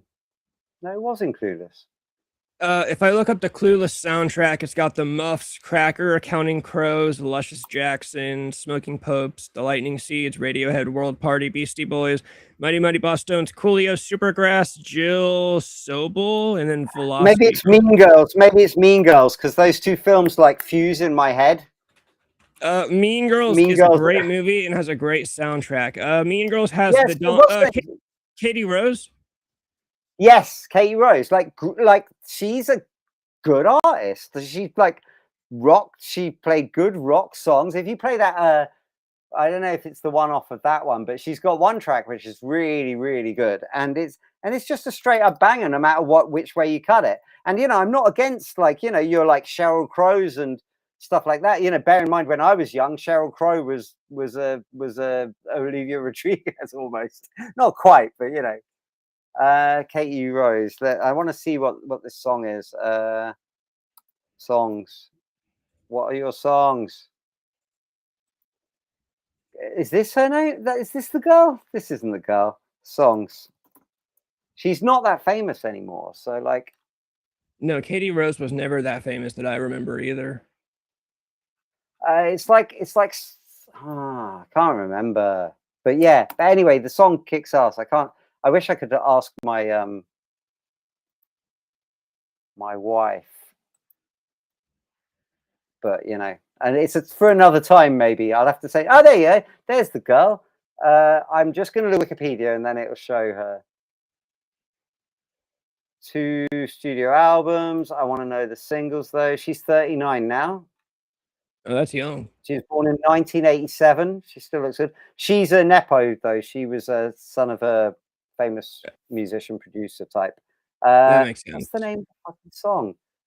Overdrive. That's not the one though. The good song that I like is, I think it's called I Like, believe it or not. Let me just check. Again, this is something that you could maybe, as we're doing the pop thing, you can, will it ban it or will it ruin your video if you play some of it? Or is it all right for like educational purposes? It'll probably be fine. Usually I get a copyright claim, but that's never any copyright claim. Just means I can't monetize it, but I can't monetize stuff. It, right? Anyway, Yeah, yes, it is called I Like. Yeah, so it's Katie Rose. I Like. There's a video on there on Katie Rose TV as well, which is from MTV or something, or some show. I don't know, I can't remember. Yeah, but it's called I Like. If you put that track on, it's a badass track. It's a really good track. And Yeah, so, you know, I'm not like against the idea of pop music and made by, you know, there's kind of like, you know, sugary almost even. Do you know what I mean? Like, I don't, it's just there's a certain amount of musicianship that I kind of expect, I guess, from anything. And the minute it becomes a show, I think of it as just a show. Oh, yeah, I'll shut up and let's play it. Yeah, I always liked that early 2000s girl pop. So don't say I have to cry on one more freezing floor. I ask you to open the door and see how things could have gone. The reason that it took so long before. Why can't I find a girlfriend like this nowadays is what I'm saying.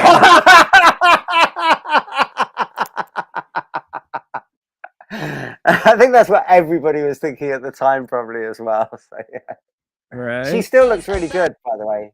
Oh, I would imagine. If you Google her now, she still looks good, yeah. To break, and there were no arms to keep me from harming me. And now I'm searching back to see how I never tried to ask for some sympathy. Cause I know nobody wants to ride with me too far. Cause I might trip away, but in your arms I'd rather stay. Or you might just turn into something I like.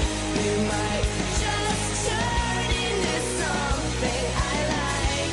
You might just turn into something I la la la la la la la la la la la la. You might just. All right, I'm gonna get this is gonna be very See? not. How good is that? I mean, how good is that though, right?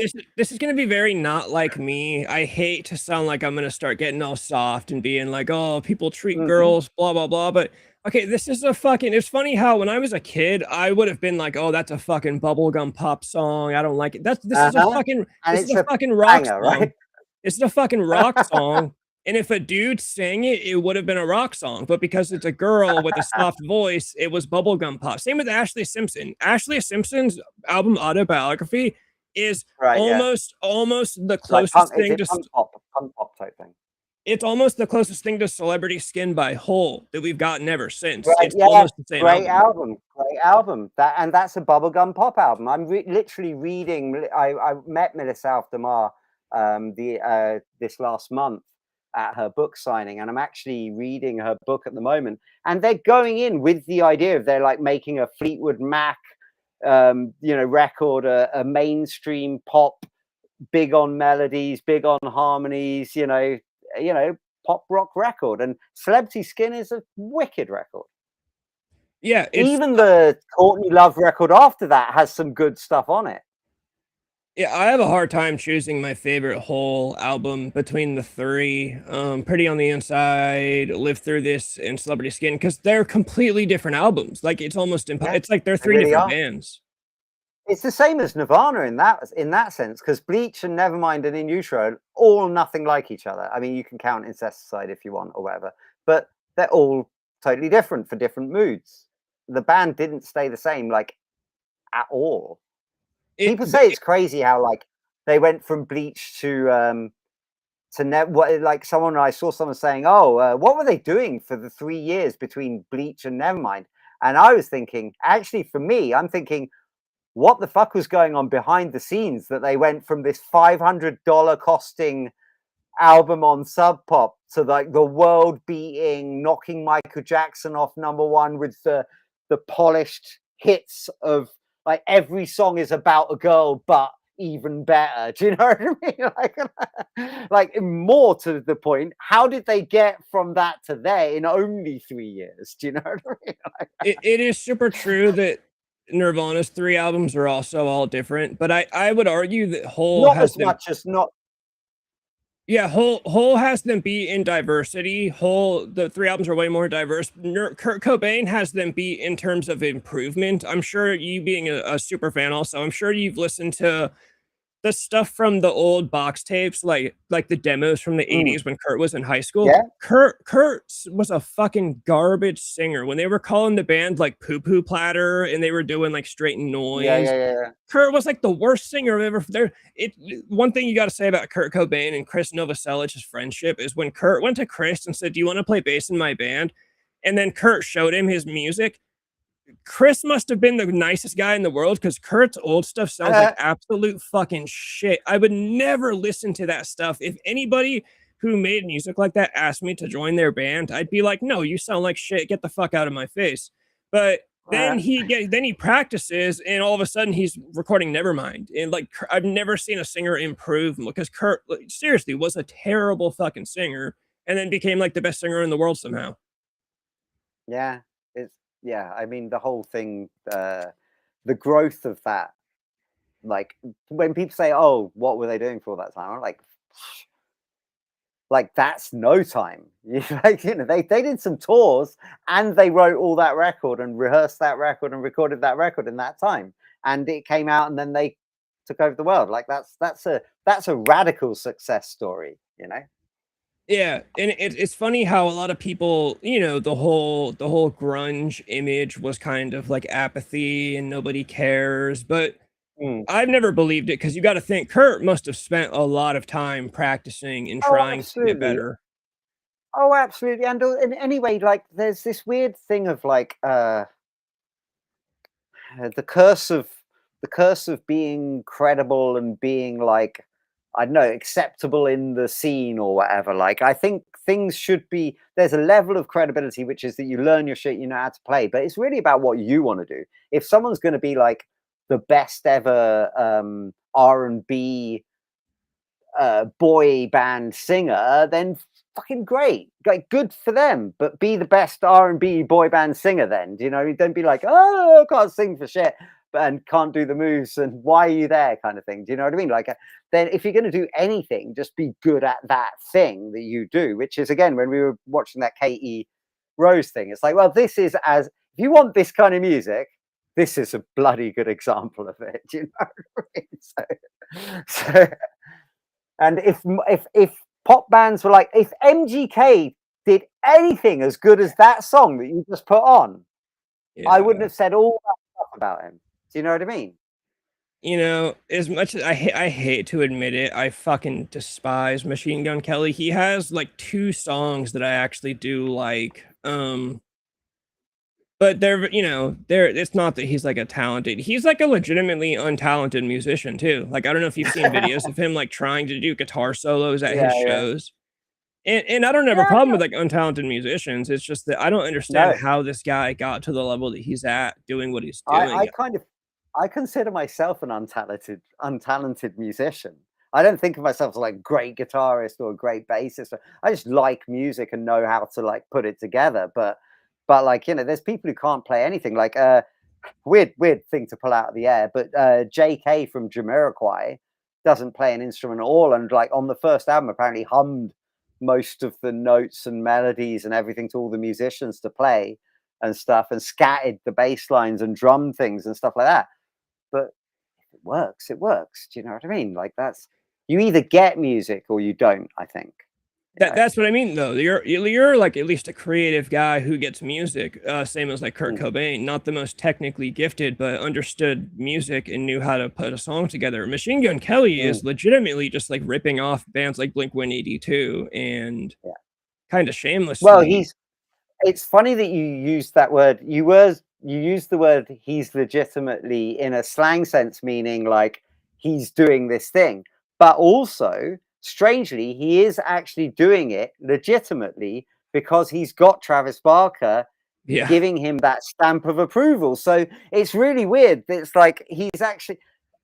Can you imagine if when Oasis were out, if Paul McCartney had joined, or Ringo Starr had joined on the drums when their first drummer left, if Ringo Starr had joined on the drums and then Oasis were touring about with Ringo Starr on the drums, it's like, are they actually the Beatles now? Like, do you know what I mean? It's like, it's so much legitimacy that it's too much. Do you know what I mean?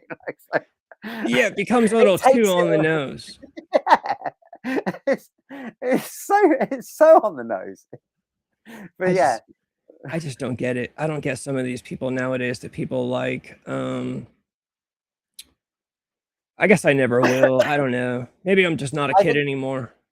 Well, this is another thing. I don't pretend to be like interested in like new music in the way that kids are, kind of thing. But I listen to new bands. I listen to like 100 independent bands a month, like to vet stuff from my radio show and from the record label and everything like that. So I listen to like, anywhere between 50 and 100 new artists a month, which is a lot of music. So I have a good idea of what's out there. And there's tons of great music out there. There's tons of it. There's tons of really great bands. So, and I play like, I would say I probably select about a third of the music I listen to get played. Sometimes it's not necessarily my thing, but I can tell it's good for what it is. So like I want them to get further and someone else who likes that music to hear that. I don't think everything on my radio show, everything doesn't have to be my favorite tune on the show. Do you know what I mean? It can be just, this is good music. It's an indie show, so that's what it's for. Do you know what I mean? So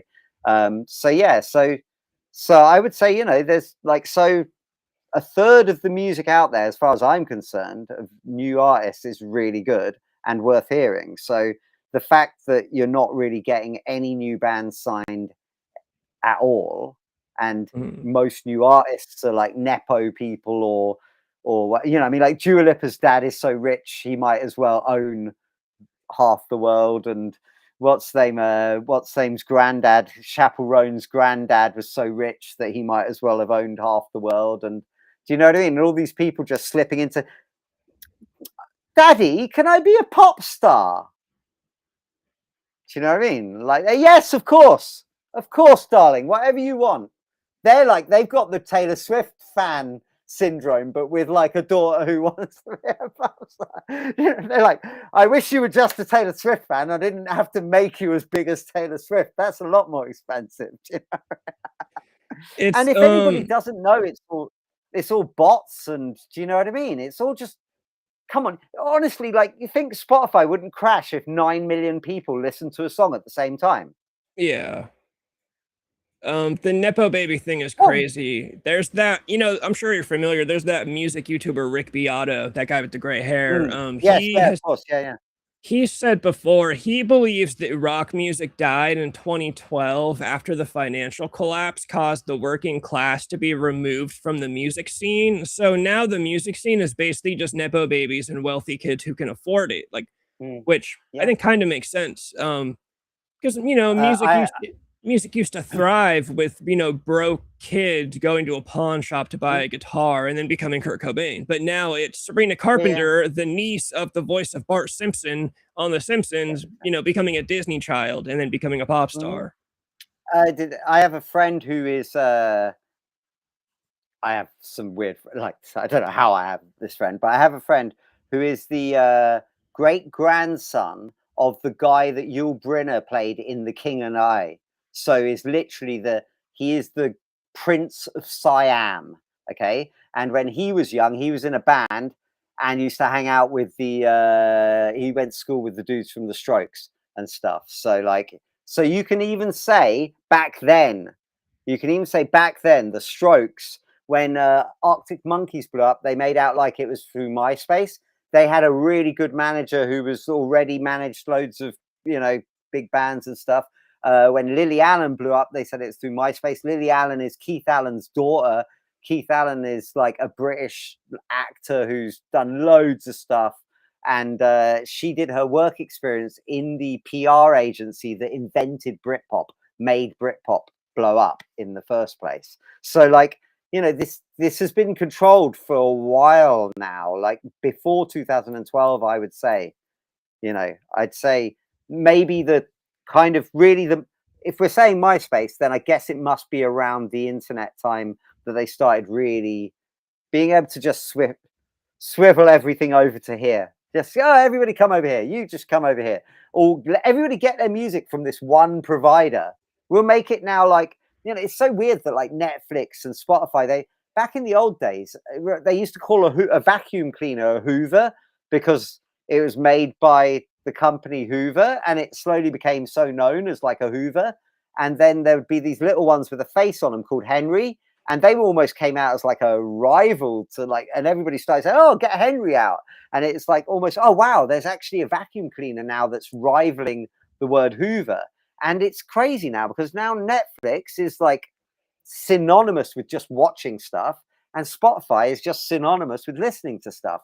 But all you're doing is going clicking on something. If you go and click on YouTube, if you go and click on Bandcamp, if you go and click on SoundCloud, if you go and click on, it's all the same fucking thing. And like we've kind of lost the idea that the internet is essentially just an upload system. You upload text and pictures and video clips, and you're uploading them to the internet, and everything on the internet is just people uploading text, audio, video, or pictures. That's all it is. But the way it's been formatted has turned it into this like universe for people, but they don't just see it as like cool upload, buddy. Do you know? Because that's all it is. You know, like, which is why I like hanging out with like people who are a bit more on the ground level of the internet, because they're really actually doing something. They're actually trying to, kind of have their little star shine in their little space in the world. Do you know what I mean? I want to do my own thing, but I want people to like me for what I do. Don't get me wrong, there's some opportunists out there and all that kind of shit, but by and large, people like yourself are just kind of like, I decided I want to do this thing and I'm going to do it the way I want to do it, and the people that like me are going to gravitate towards me, and if you don't like me, never mind, I don't need you as fans. And that used to be like every band. And there used to be a lot of film, like indie film as well. Be like, yeah, it's not for everybody. That used to be a thing. It's not for everybody. Now everything has to be for everybody. We got to sell 1 million of these. We got to have it blow up worldwide. It's got to be a franchise. It's got to be make the one good film first before you expect me to come and see 5 of them. Do you know what I mean? Just make me interested once. Sorry, I got on another rant, but it's like, no, it's fine. When you're this old, you've seen like the whole decline of it. You've seen like all of the pieces fall apart. We're like live in the Tower of Babel in terms of communication. Like nobody understands anything that anybody says. Nobody sees anything the same way. Every bit of information means something different to someone else. And the Tower of Babel is how everything fucks up. Do you know what I mean? So the internet is like, it was a really good idea, the internet. It could have gone really well.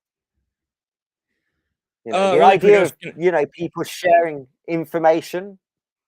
I'll get to this. Technically a good singer. Kurt Cobain is technically a very good singer. Better singer than guitar player, I would say. He can do that thing where he kind of makes his voice crack on purpose. If you listen to You're Right, he does that a lot in the verse. Yeah. He is a really good singer.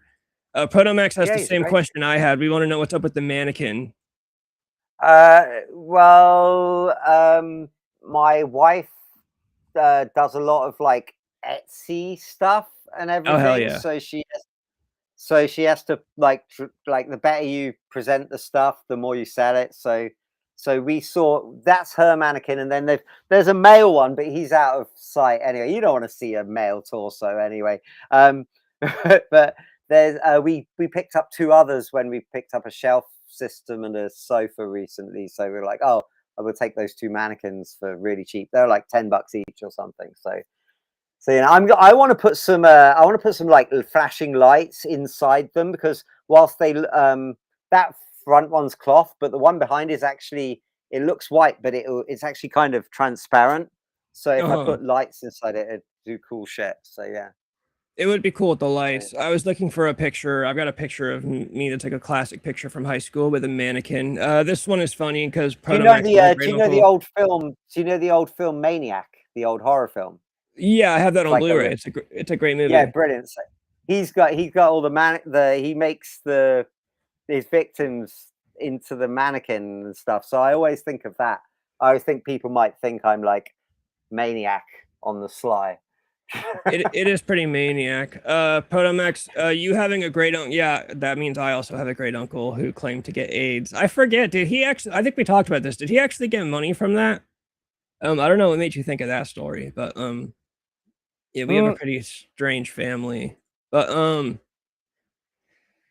I wish I had a rich family that could make me a pop star. Like, I can't lie, I'm incredibly jealous of those nepo babies that become, you know, Chapel Roan. So as much as I'll talk about them and say, God, I fucking hate them. I wish I was them. You know, I think give it 5 years and you won't anymore. Like they're not like, when I wanted to be famous in a band, I wanted to go on a show and talk about, like, sure, do some entertaining stuff, but also talk about my music.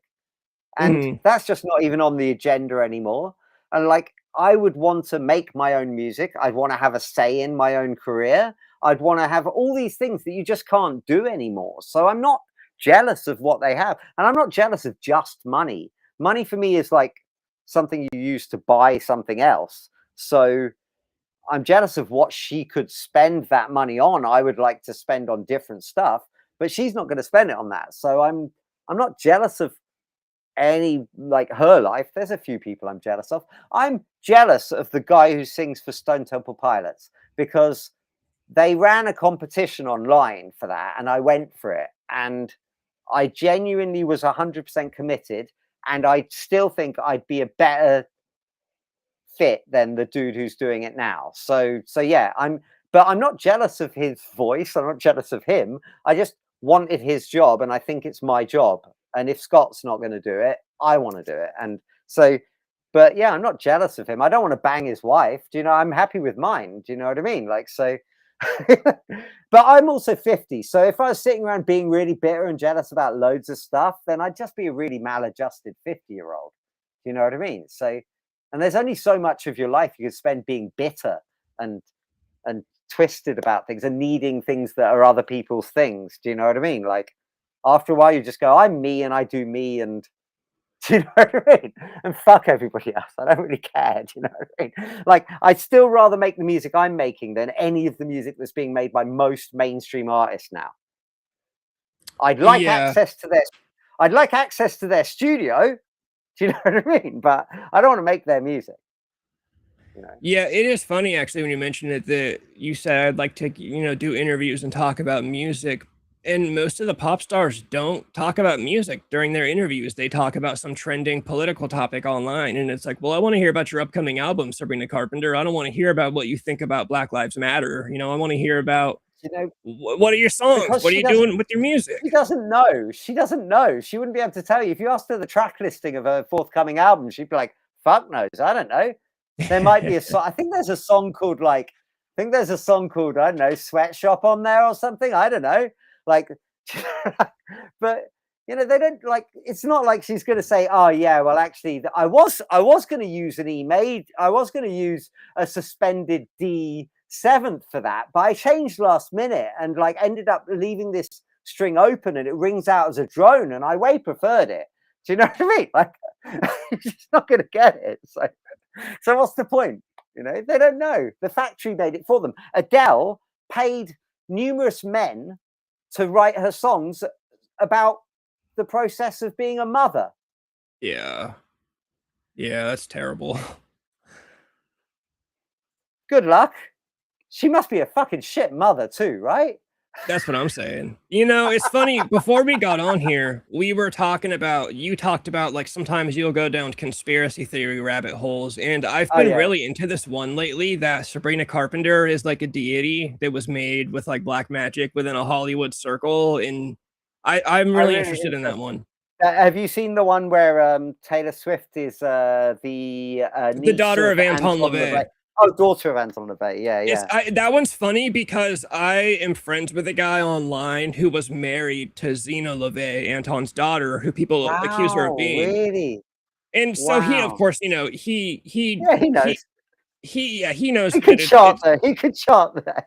he knows that it's nonsense. We make jokes about it in his Facebook group. He wrote a book on Charles Manson. That's how I got to know him, because I bought his book. And Oh wow, which one? the book is called The Manson File. My book is, it's just out of reach. I'd grab it, but it's a Okay, guy yeah. named I Nicholas think I Schreck. saw it. Yes, that's right. I've watched a thing which mentioned him, a documentary which mentioned him, I think. Yeah, he was married to Zena LaVey in the 80s and 90s. Was he? He claims that Anton LaVey was a bullshit artist. He just wanted to Yeah, be a celebrity, and he took yeah. advantage of the popular Satanism going on in the 60s, and he was kind of Satanic a Panic and everything. Yeah, yeah, he was kind of a star fucker, and so he would just kind of latch on to celebrities when he could, and yeah. so the conspiracy theory that Taylor Swift is Zena LaVey is pretty funny when Yeah, you it's pretty learn good. that Anton LaVey was not actually a real deal Satanist. He was just kind of a carny, and Yeah, yeah. I'm trying my best to start one that Tilda Swinton and Tom York are the same person, let me and look those people up.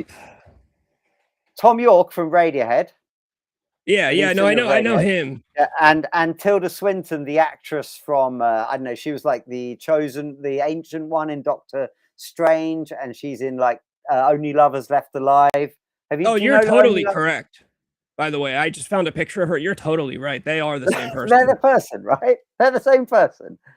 And you never see them at the same time. And then with the remake of Suspiria, she's in it and he does the soundtrack. Suspect as fuck, as far as I'm concerned. Do you know what I mean? That's a I good feel like one. it's case closed right there. Like she's like literally acting on set and someone says, "Oh, I need someone to do the soundtrack for this movie." Oh, well, have you ever thought of getting Tom York to do it by any chance? Do you know? And then she quickly goes and puts on her Tom York hat and runs back out with a wonky eye and like goes like, "Ah, I'll do it." That is a good one. That was totally, they totally look the same. I would like to create a conspiracy theory. I would more so like to create a not a conspiracy theory, but I would like to be like a conspiracy theorist that people like look up to and take seriously. Like, Would you? yeah, that'd be an interesting thing to do. Like, there's this lady, her name was oh god, I can't remember. There's a Vice documentary about her. Let me see, it's called The Devil You Know.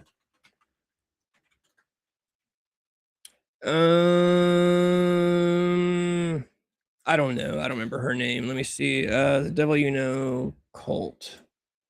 Yeah, her name was Sherry Shriner, and she was a big believer, or she claimed to be, in that, you know, everybody in the world is like alien reptiles that run the world, and Oh yeah. she's of course sold a bunch of stuff online. She sold these rocks that she would tell people these will protect you from like the evil out there. And people, she had like her own little internet radio show, and she had like she basically had her own cult, and it just was interesting. And I'm like, oh, that's a lot of power for somebody to have. That'd be funny. Obviously, David Icke was originally a British sports telly broadcaster before he became the king of all lizard conspiracy theories. And yeah, I just feel like the problem is once you start, you've got to stick with the bit forever, right? So it's like you've got to make sure that conspiracy is like one that you want attached to you for the rest of your life. Do you know what I mean? Because if it's not, you're going to be like, motherfucker, the only way I can earn a buck is when I talk about this shit. And you'd be like, I'm so sick of it. I'm so sick of the lie. Do you know what I mean? You'd be like, oh my God. Oh, I wish I'd set myself up as some other different lie that I could, you know, perpetuate. Yeah, I just feel it would be so difficult to just keep it up forever. You know, like there must be people in punk bands, right, that just feel like so weird, like you're the ones who, you know, dress a certain way and whatever. But then, you know, they might, like, now that they're, you know, 20 years away from like when they started being a punk, they're actually quite a mellow, you know, wear a nice floral jumper at home kind of dude. And then, you know, they're like they're putting on a uniform to go to work. Do you know? It's like the McDonald's uniform that I used to wear when I had to work in, or Burger King when I used to work in those places. Do you know what I mean? It's like, oh, this isn't really me anymore, but I've got to just wear this thing. And I feel like a lot of people who are like, I don't know, like internet celebrities and conspiracy people, and I don't know, people who have a theme, they're kind of like locking themselves in for like forever, kind of thing. Like, oh, I'm just going to be this. Even Howard Stern, as much as I know, you know, obviously you definitely think he's like a sellout now, and I wouldn't necessarily even argue with that, but you've got to give him credit for not just only being like, it would be pretty cringeworthy if he was still kind of, I don't know, like doing the Batman stuff, and do you know what I mean, and stuff like that. So at least he did actually grow or something. Do you know what I mean? He didn't just stick the same old thing forever, which I think that's kind of where a lot of like YouTube, like modern celebrity, it's kind of like, oh, like you're not allowed to be a diverse person. They just want this one thing from you.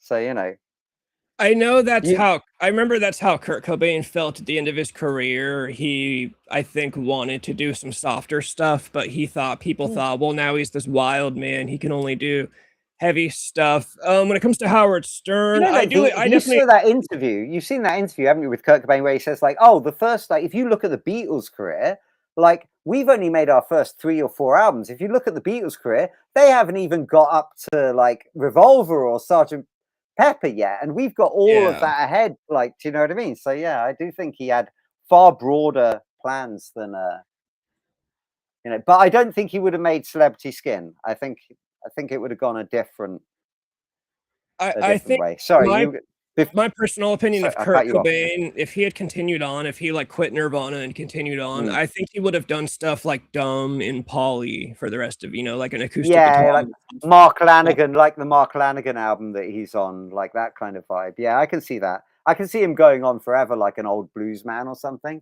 Yeah, exactly. Just a guy with an acoustic guitar, kind of like a Bob Dylan-ish guy, but you know, Kurt Cobain instead. Yeah. When it comes to Howard Stern, I totally acknowledge that he changed. My problem is just, I guess, like the way he changed. Like I think he just did it completely wrong. And then I forgot what else there was. I feel like there was one more thing in there, but I can't remember. But that's fine. Yeah. The idea of doing one thing, I always complain about that. It's kind of like I'm kind of fucking myself with this YouTube thing because I refuse to do like I like horror movies.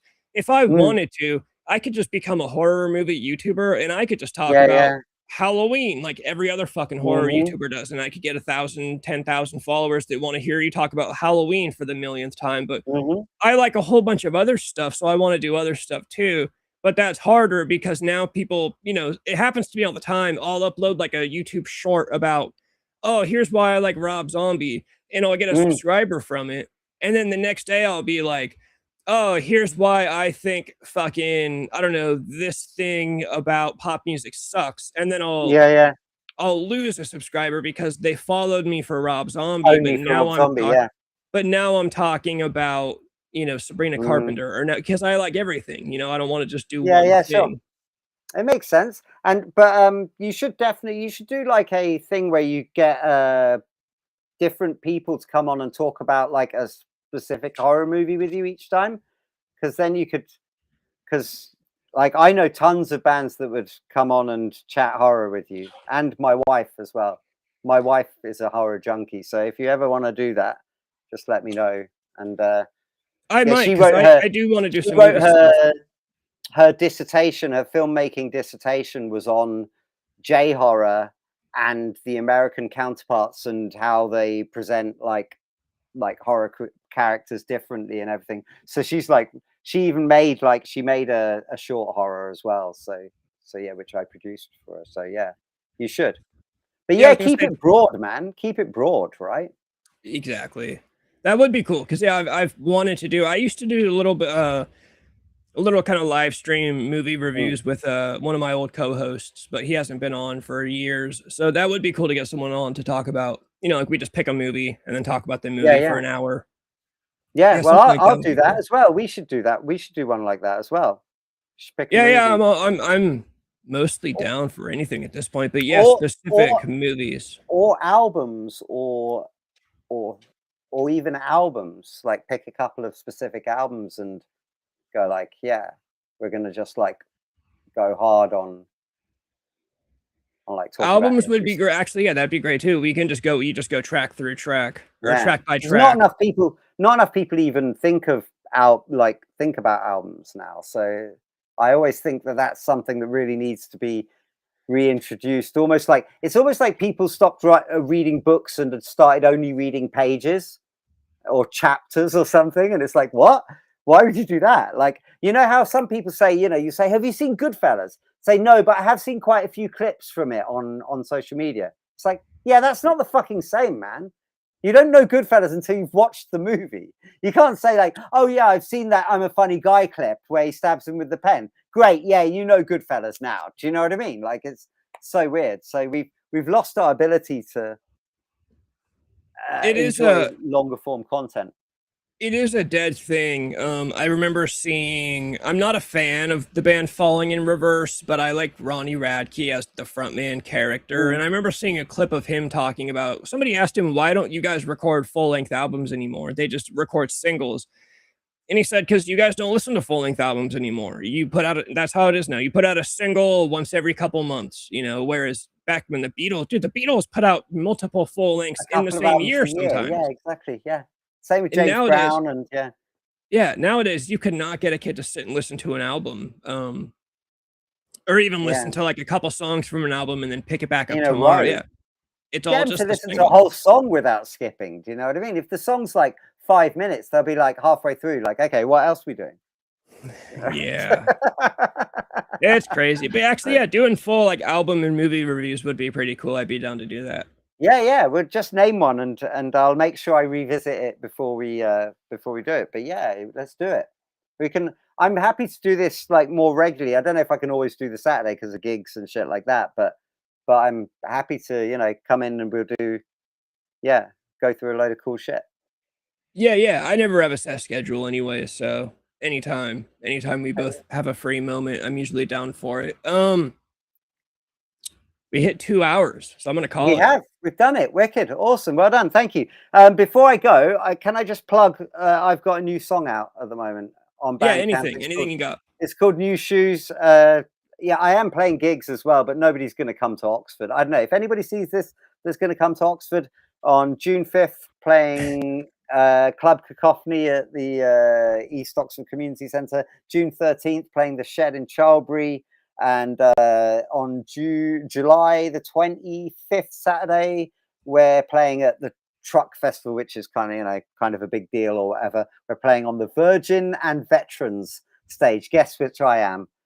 It's not the Virgin, I can tell you that much. I was gonna say, I would hope not the Virgin. 50-year-old Virgin. I've been going for a record. But yeah, so there's that. But also, I should have an album out quite soon, but I'll hopefully be on here before that. But I've got a new song out at the moment called New Shoes, which is kind of like a hip hop beat, but kind of top end is quite kind of poppy soul-y or whatever. But then it's got some big guitars in it, and yeah, it's just a fat thing. So check it out if you can. LeeChristian.bandcamp.com. And I was gonna say, yeah, where do you send people for the music? Yeah, I'm not streaming anymore, so that's where it is at the moment. It might be on my SoundCloud quite soon, but that'll probably be an edit anyway. So if you want the full experience, the full 7-minute, it's got a French rapper on it as well. So if you don't know much French rap, head on over and then you will. Bandcamp Oh, is well always done. That's me. Yeah, well done. Bandcamp is always the way to go for me. Like my old band, our stuff is still on Bandcamp, and that's where his name, Nick Temer, Uh-huh. is actually, if you speak French, Nictamere means fuck your mother. Wait, is Nick part of it? It's Nictamere is like a broken up phonetically in French is a 3-syllable phrase, and it means fuck your mother. But he's kind of turned it into a name. That's actually not bad because I would have never guessed. It sounds like it's just a totally normal name. Yeah, if you're French, you'll be like, and someone says, "Oh, Nictamere," they'll be like, "Motherfuck you." It's gonna start a bar fight over in France. Yeah, exactly. Yeah, not a pub fight, unfortunately. Yeah, but Yeah, but yeah, thanks for having me. Always a pleasure. I like hanging out with you, and that time flew by. Right, that was 2 hours. Yeah. No, it always flies by on the live stream. It's always a good time. I watch movies that go by way slower than that. Do you know what I mean? Oh yeah. Sometimes way too often too. Yeah. I torture myself like that with those movies.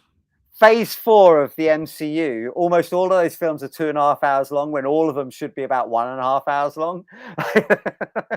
It's true. Movies should be an hour and 20 minutes to an hour and 30 minutes. Yeah. Well, Predator is 90 minutes, and if Predator can be 90 minutes, then every other film just needs to aspire to Predator, really, doesn't it? It's the perfect formula for movies to be an hour and a half. Might even be the perfect film, Predator. So Right. What do you want? Well, yeah, take care, man. Yeah, you too. I'm gonna hit the outro. I'll talk to you soon, man. Okay, cool. Thank you. Thanks for having me. Take care. And we're all here today to groove and have a beautiful time together, and that it's only the beginning.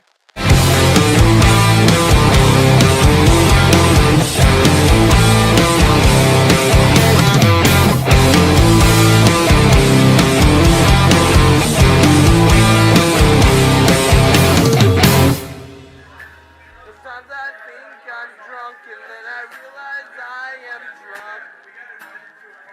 Sometimes I